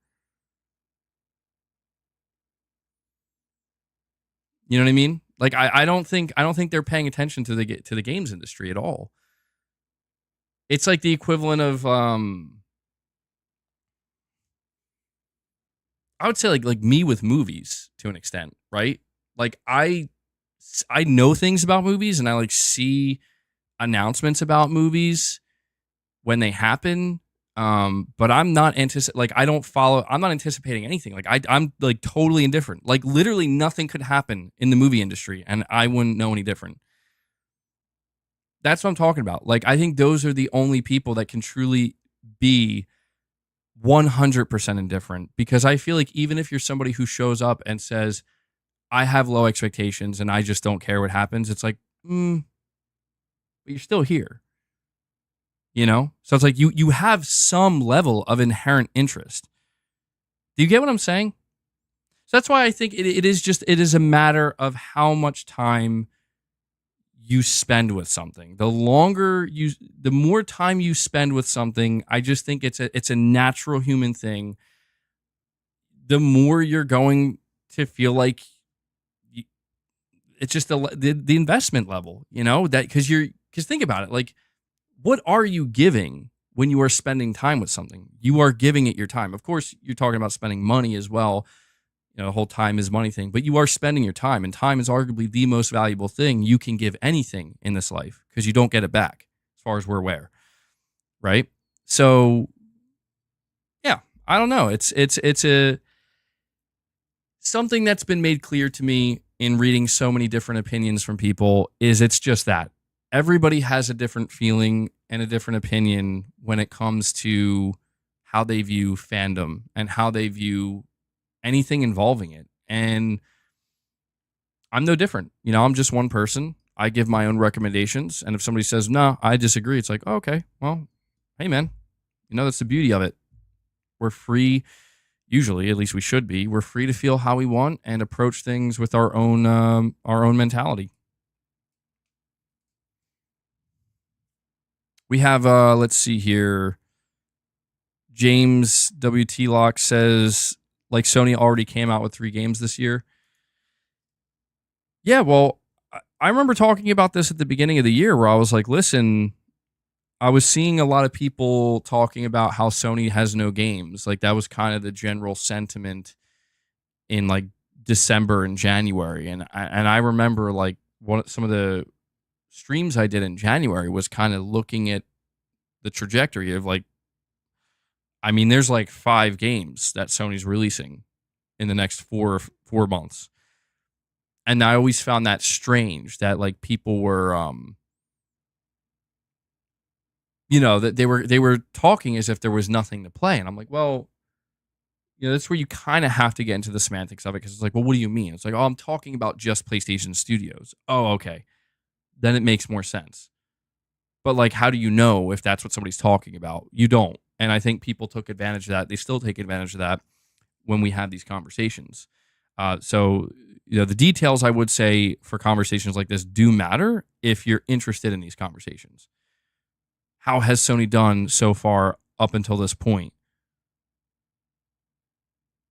I mean, you'll get all different types of responses. You'll get somebody who says, oh, I think they've been doing great. I've been playing a bunch of games. I've been enjoying it. You'll get somebody else that says, dude, they absolutely suck. It's been terrible.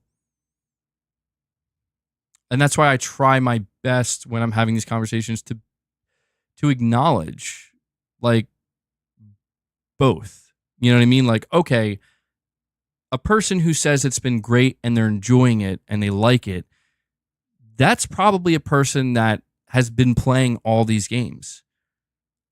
The Last of Us Part 2 Remastered, Helldivers 2, FF7 Rebirth, Rise of the Ronin, Stellar Blade, right? A person who says it's absolutely sucks and this is terrible and Sony is doing terrible, I can only assume that person has no interest in almost any of those games. And so because of that, those games don't mean anything to them. So as far as that person's concerned, Sony hasn't done anything. It's like, oh, the only games I'm interested in are maybe like a Ghost of Tsushima sequel and Wolverine and maybe Death Stranding 2. It's like, okay, yeah, I could see why you would feel that way. Certainly. So what is that person interested in? Good question. Well, that's why I'm saying that's why no matter how much I or anybody else on the internet wants to talk about these things in some definitive manner, we simply cannot, because what it all boils down to is different strokes for different folks, man. That's what it boils down to. Everybody has their own preferences and their own opinion. You know, I've seen people come on my channel where they're like, dude, FF7 Rebirth is my game of the year. Like, this is the best game I played in years. And it's like, they almost communicate like they don't even care what comes for the rest of the year because their year has been made. Meanwhile, there are other people who are like, dude, I don't give a shit about Final Fantasy. Where are the games, Sony? You see what I'm saying? And it's like, that's the duality of it. That's the nature of, you know, I just think we have to acknowledge all of the different facets here, because if we ignore one, we're ignoring a potentially huge part of the bigger picture. And if we miss the bigger picture, then, well, at that point, who knows where you're going to end up, right, with these conversations.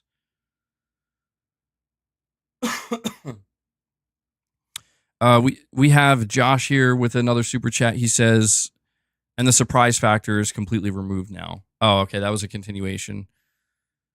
Well, here's another thing, Josh. I don't encourage this because I appreciate you being here.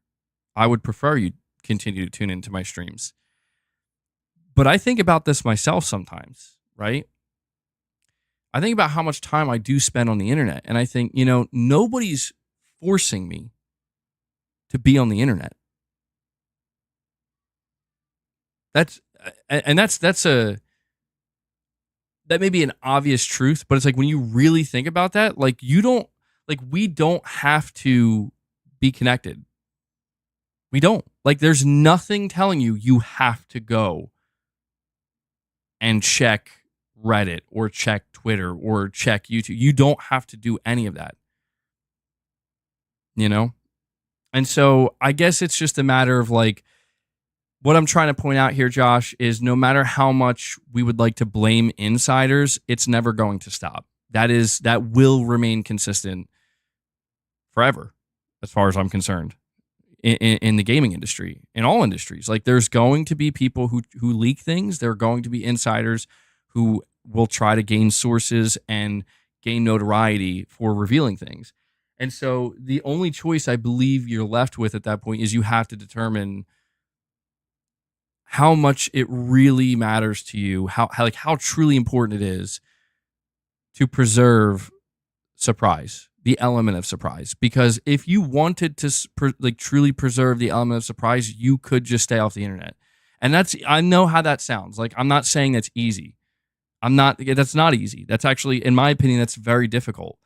And it sucks that it comes down to that, but that really is the only choice. Because I mean, you could try to like limit where you go on the internet and you can try to block certain things, but it's just like, what I've learned in my time being on the internet is that if you are choosing to partake in the internet, if there's something of significance that leaks, you're going to find out. Like you will find out. It's not a matter of if, it's just a matter of when. You're going to find out. And the only way you can ensure you won't is if you just don't go on the internet. And that's hard, dude, because like I've thought about that many times myself. Like, how would I view the game? Like, how would I view the gaming industry if I just never went on the internet? If the only time I went on the internet literally was just now when I stream and talk to my chat, how would I view things? I've thought about that so much, but even that, right? You guys would leak stuff to me. You guys would be the leakers. If I never went on the internet except for when we chatted here, anytime there's a leak, you guys would tell me about it. So it's a tough situation. Again, Josh, I don't want you to go off the internet, bro. I want you to stay here with us and hang out and talk. And I'm not saying you're wrong, because I get exactly what you're saying. Like, wouldn't it just be better if we could just preserve all of the surprises and not have anything leak? Probably, yeah. Probably. Because when the internet was less prominent, that's how it was. And that's why things were maybe that much more shocking when they were revealed. So I do agree with that. But at the same time, like, I just feel like it's just a built-in part of this at this point in time. Oh, Corey, I'm glad you're here, bro. I mentioned you earlier. I was like, I got the box. Boss went in it a couple times, but I got the box. We did it. We finally did it.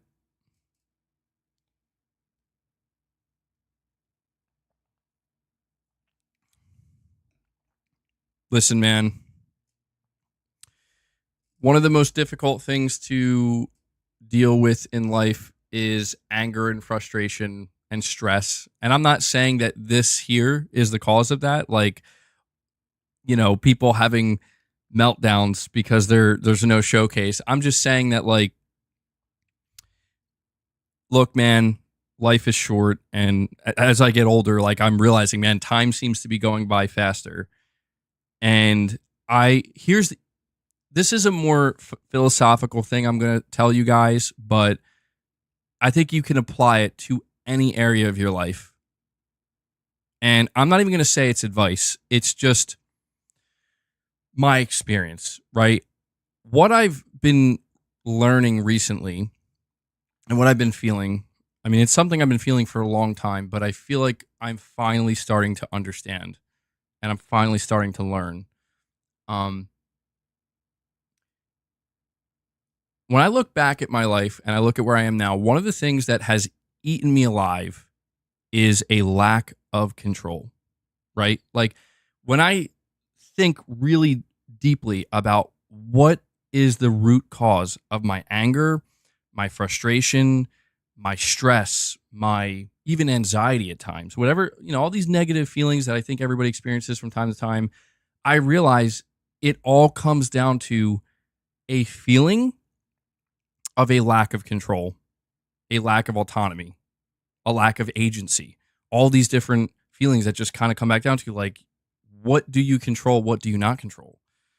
And I know this may seem kind of obvious for some people. And I guess, maybe everybody learns this at a different time. Maybe some people don't learn it at all, but it's like at some point you got to realize, you will realize, not that you got it. Like at some point, I would say 99% of people in life, they realize that there are just, here are all of the things, see all this? You don't control any of this.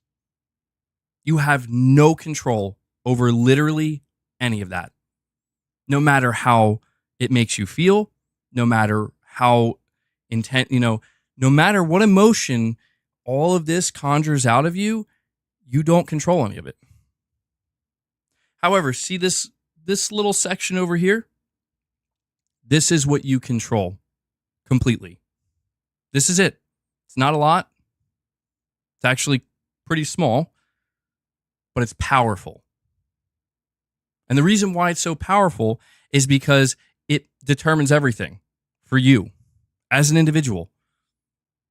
And that, again, I know it's pretty philosophical, but what I'm really referring to is your reaction to things. How you react to anything is everything. That's what I've learned, and I'm still learning. It's not easy. It requires practice, and it requires discipline, and it requires awareness. And eventually, like I said, man, when you spend a lifetime reacting over and over and to everything, you're reacting to everything in your life, everything around you, eventually you start to learn to control that reaction or how to control that reaction. And you learn, most importantly, that is all you control. You can't control literally anything that just occurred around you, but you can control how you react to it. And I know that maybe is a little bit too deep here, considering where, this title of this stream is Sony announced days of play. But it really is probably the most helpful thing in any aspect of life. And if you think about it, when I've been talking to you guys about, is Sony going to announce the showcase or not? And I kind of have this view of it of like, I don't know. I have zero control. I don't know what Sony's going to do. I don't know. That's kind of where it comes from, is it's just me understanding that the only thing that really matters for me right now is my reaction to what's going on around me. And so and that's another thing we have to ask ourselves. There is how we react versus how would we like to react. And I think we've all had that feeling as well, right? Like where is this the members lounge? Not yet. We're going to go to the members lounge very soon. But I think we've all had that as well, where it's like, man, I wish I could go back and react differently to that situation. There's a better way I could have reacted to that. I think we all have that constantly. And that's what makes it so hard, is because, like I said, the amount of stuff you don't control is massive. If you think about your 24-hour cycle, how many things confront you that you realize, like, I don't control, like, I didn't cause that. That's out of my control. Like, I had nothing to do with that, but here it is. It's approached me. It's confronted me. It's crazy. It's like, when you think about it, it's like, it is really crazy. It's very eye-opening, but it's not easy. But you know how the saying goes, anything worth having in life doesn't come easy. And that is absolutely true. And when it comes to being able to have patience, when it comes to being able to have, I would say, temperance, That's not a word I use often, but temperance, it's not easy. I've mastered Holshinoism. But I feel like, a lot of people go to video games, myself included. We turn to video games as an outlet. It's a place we go to escape in a way. Like one of the things we do like about video games is we are in control. Right? Think about it. If any, that might be the strongest allure that a video game offers, is it offers you control, autonomy. And it's very deep when you think about that. Like, that's why we're here. And so when you get so heavily invested in video games and you get heavily invested in the stories that you experience in video games and the gameplay experiences you encounter, not anymore, apparently. Yeah. Well, I guess it differs from game to game, truthfully. Some games offer you more control and autonomy than others. But I guess what I'm trying to say here is I think it's all intertwined and connected to a certain degree to where, I would be lying if I said video games to me are just a surface level, superficial thing. That would be a lie. That's not how I view video games. Are more than that to me. Don't get me wrong. They're not everything. They're not the most important thing in life, but they are meaningful to me. They do mean something. And so I have accepted over the years that, and we kind of get back to the whole conversation of like emotional investment. Well, that's the whole thing, is I am learning that I am emotionally invested in video games, in the video game industry, in the experiences that I've encountered and had, and future experiences that I hope to have. I am emotionally invested into this, but I've also learned that I don't control all aspects of that unless I want to. You know what I mean? Unless I want to. The point is, we're all emotionally attached to these damn corporations. I'm just kidding. No, we're not.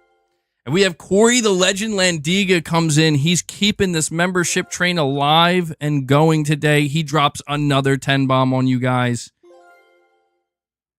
A 10 bomb for the box. For the cardboard box. Corey, thank you so much, man. Thank you. Appreciate it. And listen, when things get bad, when philosophy and stoicism and all these things fail you, you can always just scream. Just let it out. Do what you got to do. Express yourself. Let it out. Corey, thank you so much, man. You just brought us up to 36 members on the day.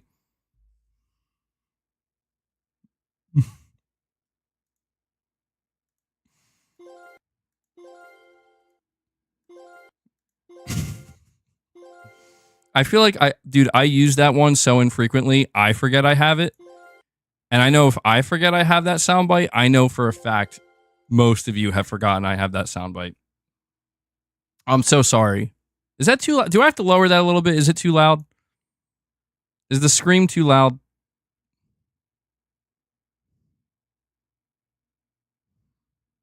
I can lower it slightly. Not trying to destroy anybody's ears.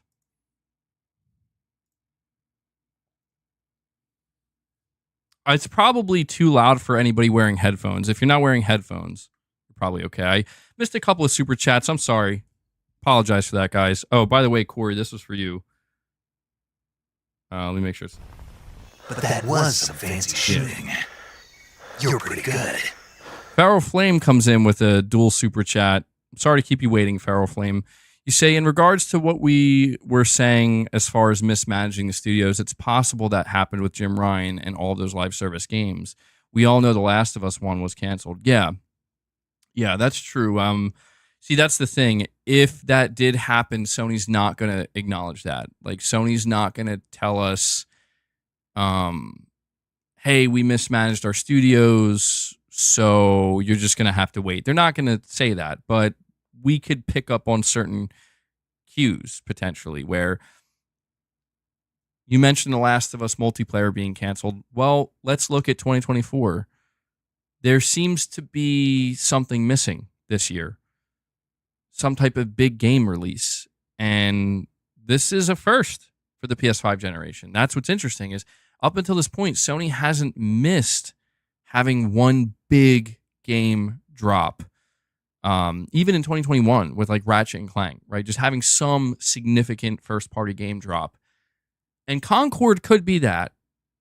I'm not counting that out, but I don't think Concord is on the same level as games like Ratchet and Horizon and, or even like Returnal. Concord seems to be a little bit more, maybe Astro. If we don't know if Astro's coming this year though, but it makes me think like, was The Last of Us multiplayer supposed to be that game for the year 2024? I'm thinking yes. It clearly wouldn't have been ready to release last year. We could have maybe gotten the first reveal last year, and we would have found out that it was targeting maybe late 2024 or summer 2024. But that game got canceled. And that's why I'm thinking like there just seems to be this big void that wasn't there for the past 3 years. And I guess we just have to hope that if that's true, that The Last of Us multiplayer was supposed to come out soon, but now it's gone, it's canceled. Hopefully that was the worst of it. We know that other games they get canceled, but there was like that Spider-Man multiplayer. Maybe that set them back, Insomniac, a little bit. Maybe that will cause Venom to come out a little bit later than we expected, or Wolverine. We also have, there was a live service, what was it? Twisted Metal game, but apparently that didn't even get off the ground. So and London Studios live service game was canceled, obviously. So I'm thinking like the studio mismanagement. I think there was some studio mismanagement, but I think Sony stopped it before it got out of hand. Like I think that they course corrected pretty quickly. Not to say we won't feel the effects of it at all, but I just think that maybe the worst we will feel is just this year being a little bit like, okay, look, we thought we were going to have a big Last of Us multiplayer game. We don't. So it's going to be a weaker year. That's my hope anyway. If there's more than that went on, I'm sure we'll learn about it. But there hasn't really been any reports of that nature. We have Pinthrax. I don't know if I'm saying your name correctly, but it's your first time super chatting. Really appreciate you saying, hey, MBG, are you going to play the Elden Ring DLC? Yes, I am planning on playing the Elden Ring DLC. I was feeling extremely intimidated until somebody let me know. It's Pantherax? Okay. Thank you for letting me know. I was feeling extremely intimidated until somebody told me, they were like, listen, there's going to be like a different leveling system, essentially, in the DLC. So, you're going to have like, I think like a power level or something like that. Kind of, they said it was like similar to Sekiro. So that made me feel a lot better because I thought, man, am I going to be too underprepared for this? Am I going to have to like replay Elden Ring or, grind to level up? But Ray, you're asking, did I finish Hellblade 2? I did, yeah. One of my recent streams, I basically gave a review of it, or my thoughts on it anyway.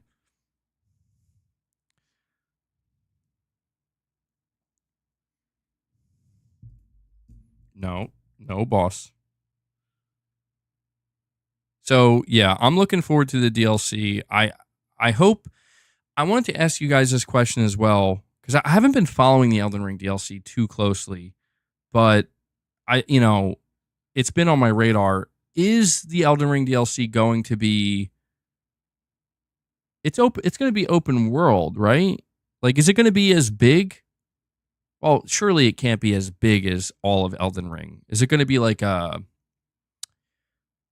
size of one section of Elden Ring's map?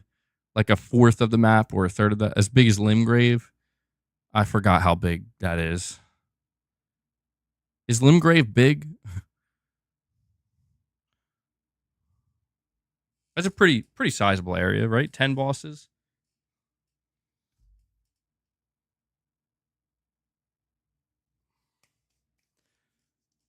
Limgrave's the areas that you start in. Okay, yeah. It's coming back to me. Yeah, I think that's one of the bigger areas. Okay. Yeah, I'm really interested to see how I enjoy this DLC because I feel like it's going to go one of two ways. I'm I'm thinking I could end up enjoying the DLC maybe even more than the base game because it's going to be more contained, and even though it is going to be open, it's going to be smaller.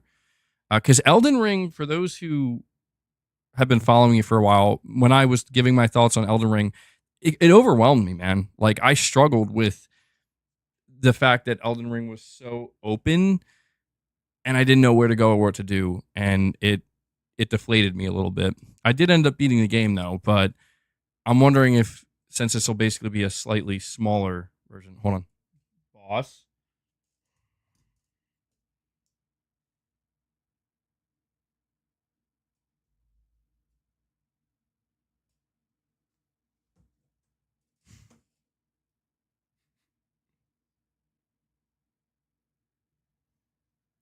Boss is distracting me.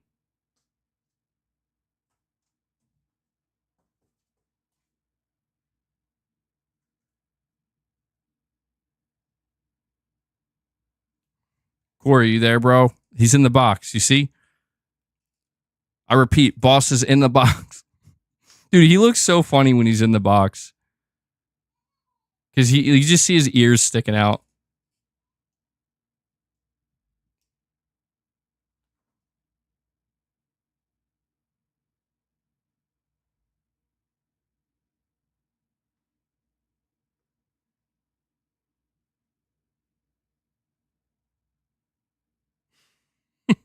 I'm sorry, I'm just messing with boss right now. I know that's why you guys tune in, though. The box needs a door.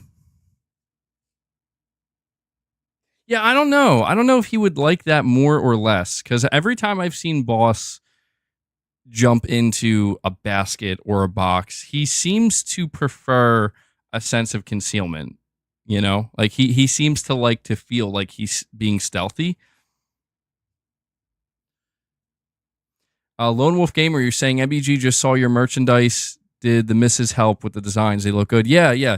So you know what? That's my bad. I completely dropped the ball on this one. I have to give, and actually, it's better that I give the shout out now because I have more people here. Got to give a big shout out and thank you to my lovely wife, Mrs. MBG, because she came up with the designs for the merch, and I think she did a great job. I thought she did an amazing job with the boss design. I was like, that's awesome. And so, yeah, guys, just another reminder there, because we have new people in here now. There is merch now. Okay. You can go check out the merch. It's linked in the pinned comment, but you should see it underneath videos now. I have to keep reminding people of this though, because for some reason it hasn't fully integrated to YouTube yet. There is a second boss design with just the picture of boss and not the text. Okay. So if you're not a fan of having his name underneath his image, you could just get a picture of him as well. So you want to Corey wants me to basically make him a box home. Just like cut out an entryway, put a little curtain. I mean, maybe. Yeah, I feel like I would need to get a heavier duty box though. I don't know. Maybe we could just stick with that one. I'll think about it. Rich Rod 908 with a $2 super chat says Concord and Helldivers 2 will be battling for Game of the Year. MB Gangsta. Why do you always make me read that, bro? I don't know, man. Helldivers 2 I could see being the running potentially for Game of the Year. Maybe. I mean, it made a big enough splash, certainly. But I don't know. I don't know about Concord, man. Like that. It would be pretty wild. Truthfully, it would be very wild if Concord ended up being in the running for Game of the Year for 2024. Laurent, you're saying you love the designs. I'm glad you like them, man. Excuse me.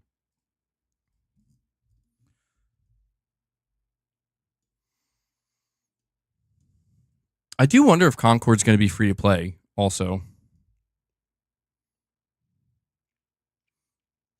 Sean Mitchell with the super chat. Thank you, buddy.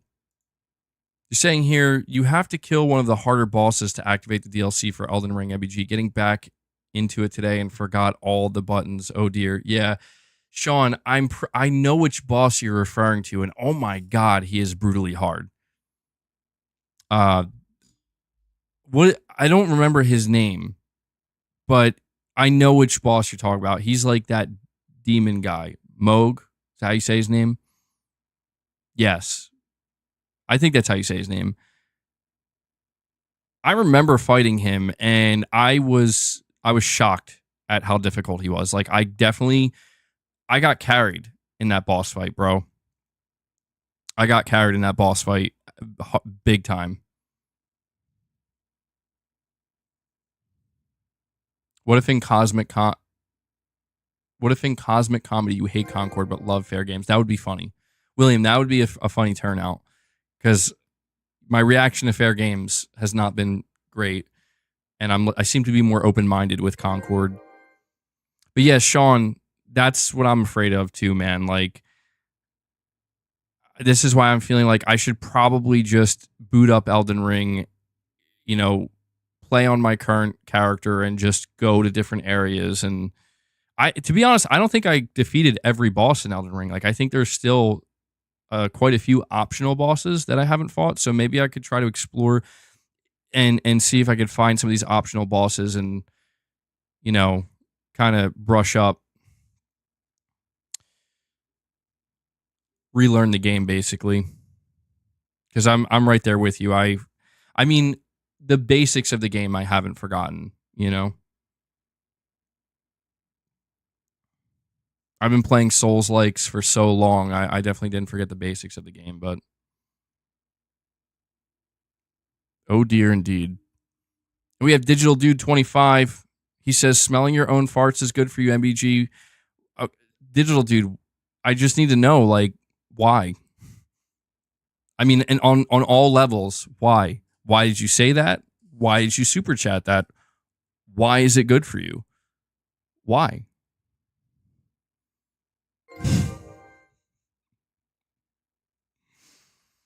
I mean, wait, hold on. Is this like are you speaking, is this an analogy? Like, are you trying to say that you should have confidence?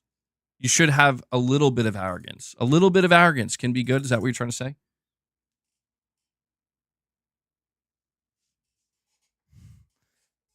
Lone Wolf Gamer says, what the F did I just read? Oh, man. Every stream, boss in his hair. I brushed Leia this morning, and I'm not kidding when I tell you I had to pull the hair off the brush 5 to 6 times. There was a whole fucking ball of cat hair. I could not believe it. I'm like, Leia, how is this even possible? It was like probably a half a pound of hair, dude. It was crazy.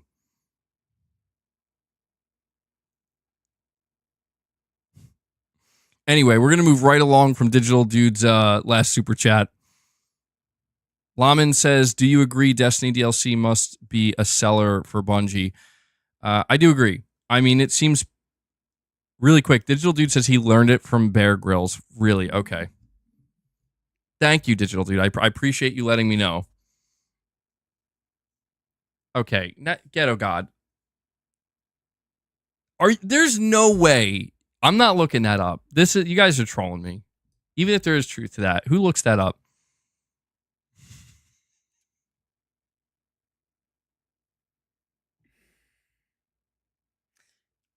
Even if that's true, that's not healthy. Like, I can't see that as healthy behavior. I'm just saying. Like, if you read something like that, and then you like, I'm going to alter my behavior now.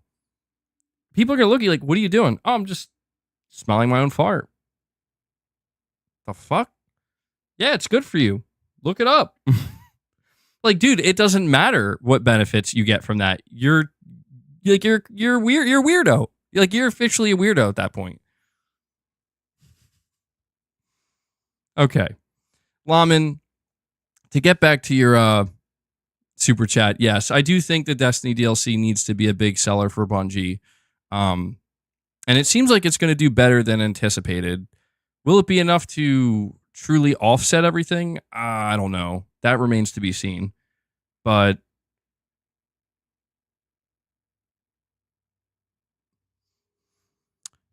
did I catch the CG trailer they dropped on PlayStation's YouTube channel? I've never played Destiny, but the trailer's hype reminds me of the showcase trailer. No, I didn't catch it. From what I can tell, Destiny players seem to be pretty hyped up about this final expansion, this final DLC. So,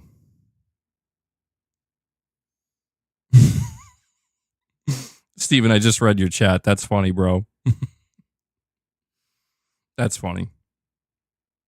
Yeah, Destiny still seems to be going strong, and it seems like it is going to end with a bang.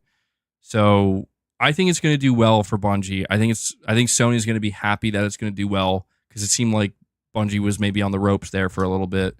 But from what Bungie fans have told me is Bungie produces their best work when they are under pressure. You know, when it's like sink or swim mentality, they seem to, you know what they say, diamonds are created under pressure, right? So, and apparently they are working on Destiny 3, which is very interesting to me. We also have Arnie Vesper here, member for 8 months, saying, my Pomeranian dog named Kevin thanks you for all of your streams. They make me take him out on walks while listening. So we both appreciate you. Well, thank you, or you're welcome, I guess I should say, Arnie. Kevin sounds like a cute dog. You're Pomeranian, yeah. I go for walks too. I mean, I don't have any dogs, and I don't walk the cats, but I go on walks quite frequently. And there's a dog park near me that we visit sometimes and just check out the dogs. And there's actually a lot of dogs we see just walking up the blocks, you know? So it makes me wonder if I'm going to get a dog eventually. I don't think I would be able to get a dog, because I don't think Boss would be okay with that. It's hard to determine.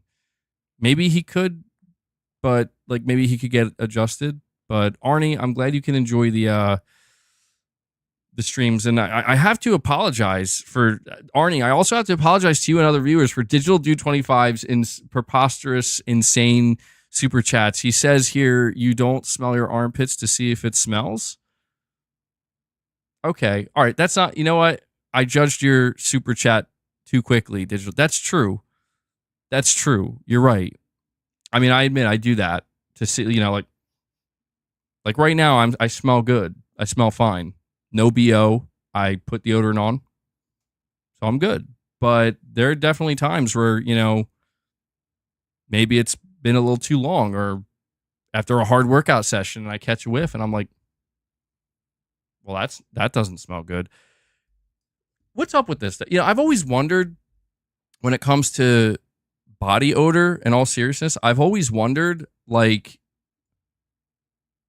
if we're talking about living naturally, like living in nature, what do you do about that? Because, like, I'll be honest with you, like, I am quite appalled at my own self, where, like, if a full day goes by, it's nighttime, I worked out, maybe even if it's a little bit hotter, I'm like, okay, that's gross. Like, obviously I'll get washed, but I'm just like, this is crazy. Like, if you're living, like, what about people in like the 1800s where you couldn't bathe every day? How bad do you smell at that point? Do you just get used to it? Does everybody else get used to it? Does everybody smell at that point? So it's like, this is normal. If everybody smells the same way and that smell is bad, is it really a bad smell because everybody smells that way and everybody's used to it? I don't know. They just smelled bad. You rub lemon. Oh, that's a good. Yeah, it's actually you're right. They probably did have some natural stuff like that. You're right. Flowers. We eat food that is banned in other countries. Yeah, that could probably make you smell pretty bad. You're eating toxins. Now those toxins are seeping out of your pores.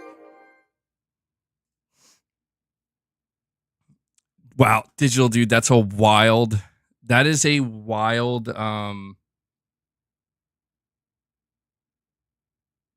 That's a Austin Powers reference. Goldmember ate his own skin. It must be good for you. Shout out to the Austin Powers movies, bro. Those were some good movies. You think we'll ever get another one? I think Mike Myers, he's too old now, right? I don't know. I forgot about that, though.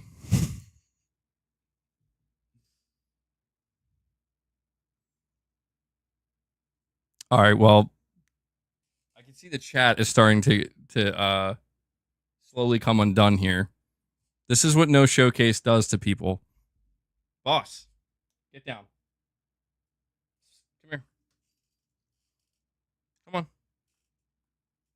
All right, we're going to do a last call for members, guys. We're at the 2 hour and 35 minute mark. We'll go on for about another 5 or so minutes, and we're going to move to the members lounge. We are doing a members lounge today. All right, so what I'm going to try to start doing before we move into the members lounge is always doing a last call for members. We're sitting at 36 members gifted. Remember, you can become a channel member. You gain access to the members lounge, which is exclusive to members. And you also gain access to exclusive member-only posts. So consider becoming a member. Last chance to drop any membership gifts. Boss, come here. Get down. Boss, get down. You're being bad. Come on.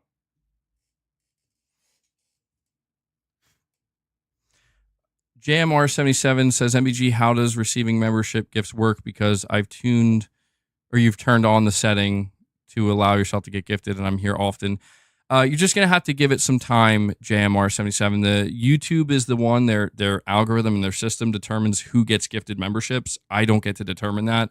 And YouTube claims that they base it off of engagement and how frequently you tune in. So if you continue to stick around and, engage with the community and watch the content, you should hopefully eventually receive a membership gift.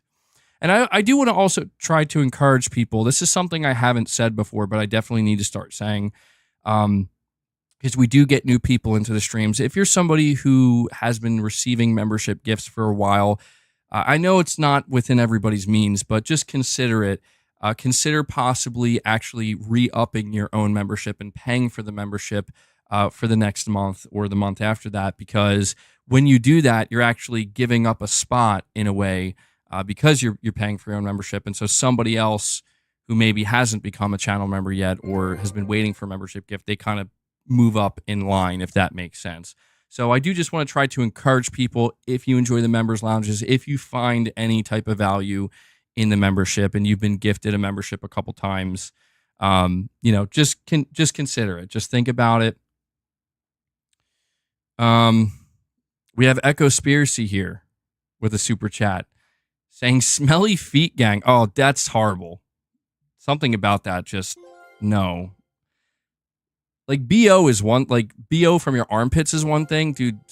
Having smelly feet I don't think that's good, man. We got Matt Fu coming in. Matt Fu dropping another 10 memberships for this community. He's answering the call here, and just like that, Matt brings us up to 46 members on the day. Incredible. W's in the chat. So to everybody who just got gifted a membership from Matt, you now have access to the members lounge. And keep in mind, if you do become a channel member or get a membership gift, you also have access to all of the previous members lounge episodes. So that's a lot of content, by the way. I actually counted how many members lounges we've done. It's like 54 episodes of the members lounge. So there's a lot. And believe me, some of that, they're all over the place. So it's different content and you have access to it. And Hellbound 1981 follows up Matt Fu, drops a 5-bomb and takes us over the 50 mark. Just like that, these guys got a membership train going. Hellbound, thank you so much. I'm going to have to do a couple reps for you guys as well. We'll feed the beast a second time here. I'm going to feed the beast in the box. How about that? You guys just dropped 15. I almost said 50. 15 memberships, getting us over 50. We're now at 51. We'll feed the beast again before we move to the members lounge. Hold on, boss. I know what you want. Let me just show you where the goal is now.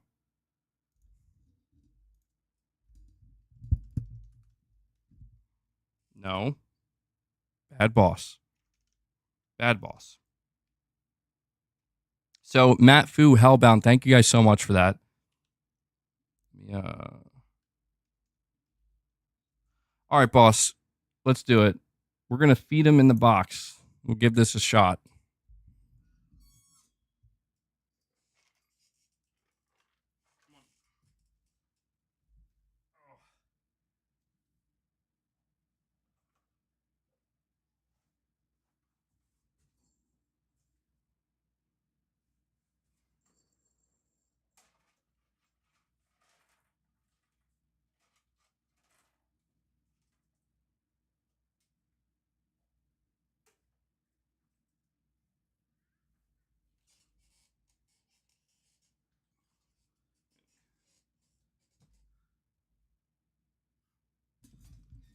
It's a secret hideout now.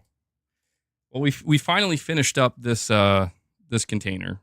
I have another container though with a new flavor. I'm curious. Maybe tomorrow on the next stream we'll see. Look at the junkie. But yeah, just again, thank you guys so much for hitting 2 goals. We always start out the goal at 25. We always strive for 25 members, but it's always awesome when you guys go above and beyond, and we hit 2 goals today. So thank you to everybody who dropped some membership gifts. Excuse me. Laurent, you're saying, I want to thank you for the great streams all the time. I promise I'll give back next month again. Well, that's very kind of you, Laurent. Thank you. I appreciate that very much, man. We have, Echospiracy. That's a cursed super chat, bro. We have Digital Dude 25 again with another super chat saying Austin Powers drank the. Oh God, Digital Dude, why are you gonna make me read this, bro? I don't know. Honestly, I don't remember that.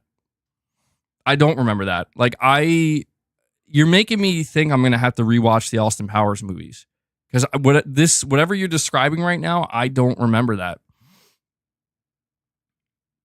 Stephen Leon says, do it. Bro, I'm not risking it. I'm nervous anymore. Why wouldn't I? Dude, YouTube's been on me lately, bro. They've been on me. Like, I'm afraid to say anything. Read it. Okay. Digital Dude 25 with the $2 super chat says, Austin Powers drank that fat dude's stool. Remember? There, you happy? Are you guys happy? Is that what you wanted? Is that what you wanted? You better be happy. You better be happy now. Digital Dude 25, you're lucky you're up there with the gold trophy, bro. We have Lone Wolf Gamer here, a member for 12 months, says, thanks for the membership. That put me at 1 year being part of this community. Love to hear it, Lone Wolf. Yeah, I mean, that's the thing about this community, man. They continue to support this community as well as the content. And like I said, Lone Wolf, it's no pressure at all. Just if you're able to, even if it's just for a couple months, re-up your own membership, make room for more people to gain some gifted memberships. But either way, man, love to see it. Rich Rod 908, do not super chat that. I will not read that. Just letting you know right now. We have okay, let's see. Arjun C. AC. That's what I'm going to say. I hope you're okay with that because I'm probably going to absolutely wreck your name. You're saying here, when PlayStation makes AAA titles MBG, what do you think? That's a pretty broad question. When PlayStation makes AAA titles MBG, what do you think? Well, and really quick, we have Mustafa coming in Dropping a membership gift as well. Excuse me, I said GIF. Mustafa comes in and pays it forward. He's feeling inspired. He drops a membership gift, bringing us up to 52. So, guys, really appreciate what you're doing here. Just like that, we went from 36 members to all the way to 52. You guys are incredible. Seriously. Well, what I can say about Sony's AAA, PlayStation's AAA titles, AC, is number one, they're some of my favorite games. Number two, we're learning that it's taking a very long time for these games to be made, and because of that, the reveals are taking longer. Number three, we're also learning that the developers of these AAA games apparently want to reveal their games closer to when they're ready to launch. And number four, the games are getting expensive. So my whole thing about PlayStation's AAA titles, I do not mind waiting as long as they are worth the wait. So AC, I hope that answers your question. It was a very broad question. And we have Paul here, remember, for 6 months. He says, he's making me say, I'm a gangsta and I do gangsta things. I'm so gangsta. Thank you, Paul. Thank you so much. I mean, it could have been worse. I won't lie. That wasn't too bad, Paul. It could have been worse. But still, curse you.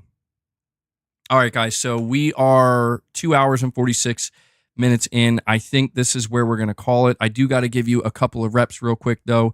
So for real this time, final call for members. We're going to do a couple reps, and we're going to move over to the members lounge. Let's get some Metal Gear going here. Boss, watch out, bro. I don't want to roll over your tail or something.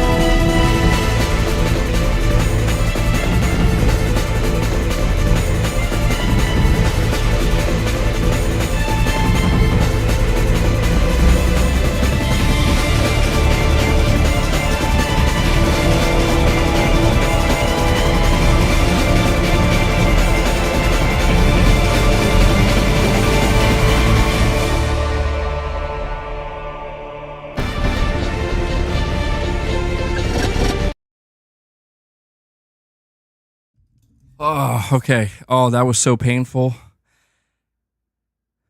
Oh, was there echo? I'm sorry. Shit. My bad. Yeah, that probably sounded atrocious. Apologies for that. It's because I had it coming through two sources. So, yikes. It's over now, though. It's over. Dude, oh my God. My lower biceps are killing me. I've been doing so many sets these days. The muscle soreness is real, bro. Start over now. I'm good, dude. I did a brutal workout prior to the stream. I am good. I'm good. But there you go. Knocked out some overtime reps. That's what I'm going to call it. Overtime reps for you guys. That's for hitting 50 plus members on the stream today. I'm also going to end this poll here. 860 votes. How are we feeling about June's PS Plus Essential? 39% of those votes said meh. 32% said good. 28% said bad. So actually, interesting. I thought more people would have thought it was actually just straight up bad, but there you go. Those are the results. And yeah, so guys, I only have one last request from you as we end this stream and head over to the members lounge. And that is, please hit that like button. You guys have done an incredible job today. We're over 315 likes. Let's see if we could get that up to 325 as we're heading out.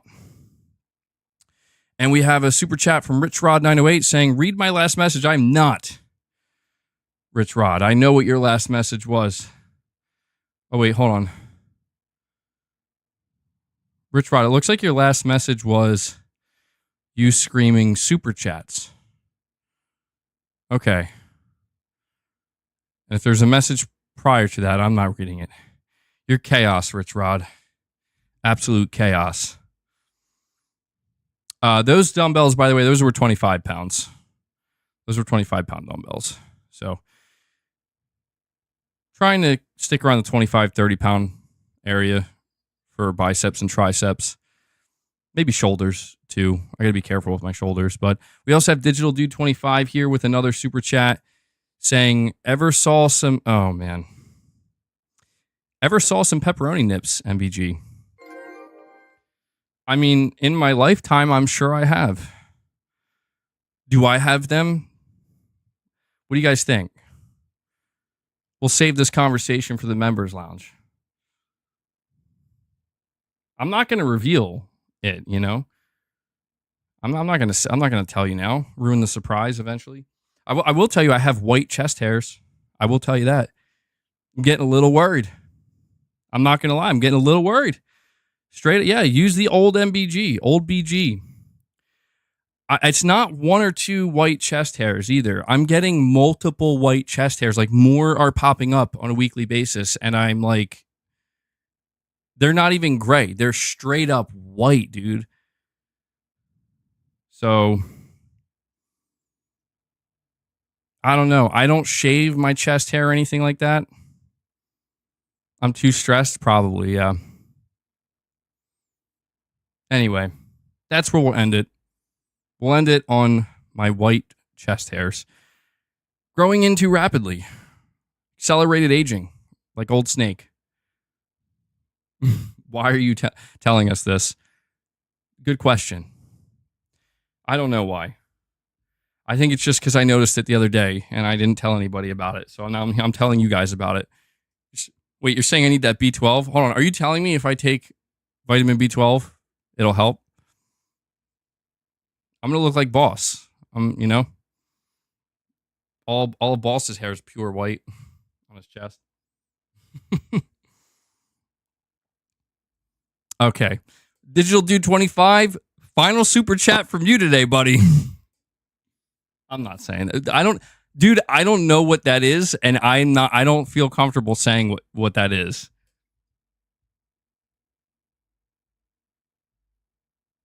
I don't know what that is. I don't want to say that. Digital Dude, I'm afraid. I'll be honest with you. Like that's too risky. So what I will say is, Digital Dude, thank you for the super chats, buddy. Paul says he just Googled it and he seems disturbed. All right, this is where we're going to end it. Digital Dude, I expect less chaos from you next stream. You hear me? Less chaos. This is too much. This is too much. But in all seriousness, guys, I'm going to end this stream. Listen, if you are a channel member, if you have that member badge next to your name, the members lounge is going to go up immediately after this stream ends. So I will see you guys over there. It was safe for me to type. It's safe for you to read. I'm not reading that. Digital Dude, you can't make me read that. Everybody else can see it and read it. I'm not reading that. Not until I know what it is. And I'm not Googling it right now either. You're too distracting. Digital Dude is taking me way off course here. But I also want to make sure, listen, that I give Devil Shooter a big shout out. Devil Shooter does the timestamps for the streams. So if you do see him in the comments, give him some thanks, show him some love. I know he really appreciates that. He does a great job for the community. So Devil Shooter, thank you for what you do for me in the community. And just one last big thank you to everybody who donated a super chat today, anybody who dropped a membership gift or became a member. I rely on you guys to be able to do this. It's a privilege. So thank you guys so much for that. But that does it for this Tuesday stream. I will see all of my members in the members lounge momentarily. And to everybody else, I will catch you tomorrow with another stream. Same time, same place. So I'll see you then. And take care, everyone. Not reading it, Digital Dude.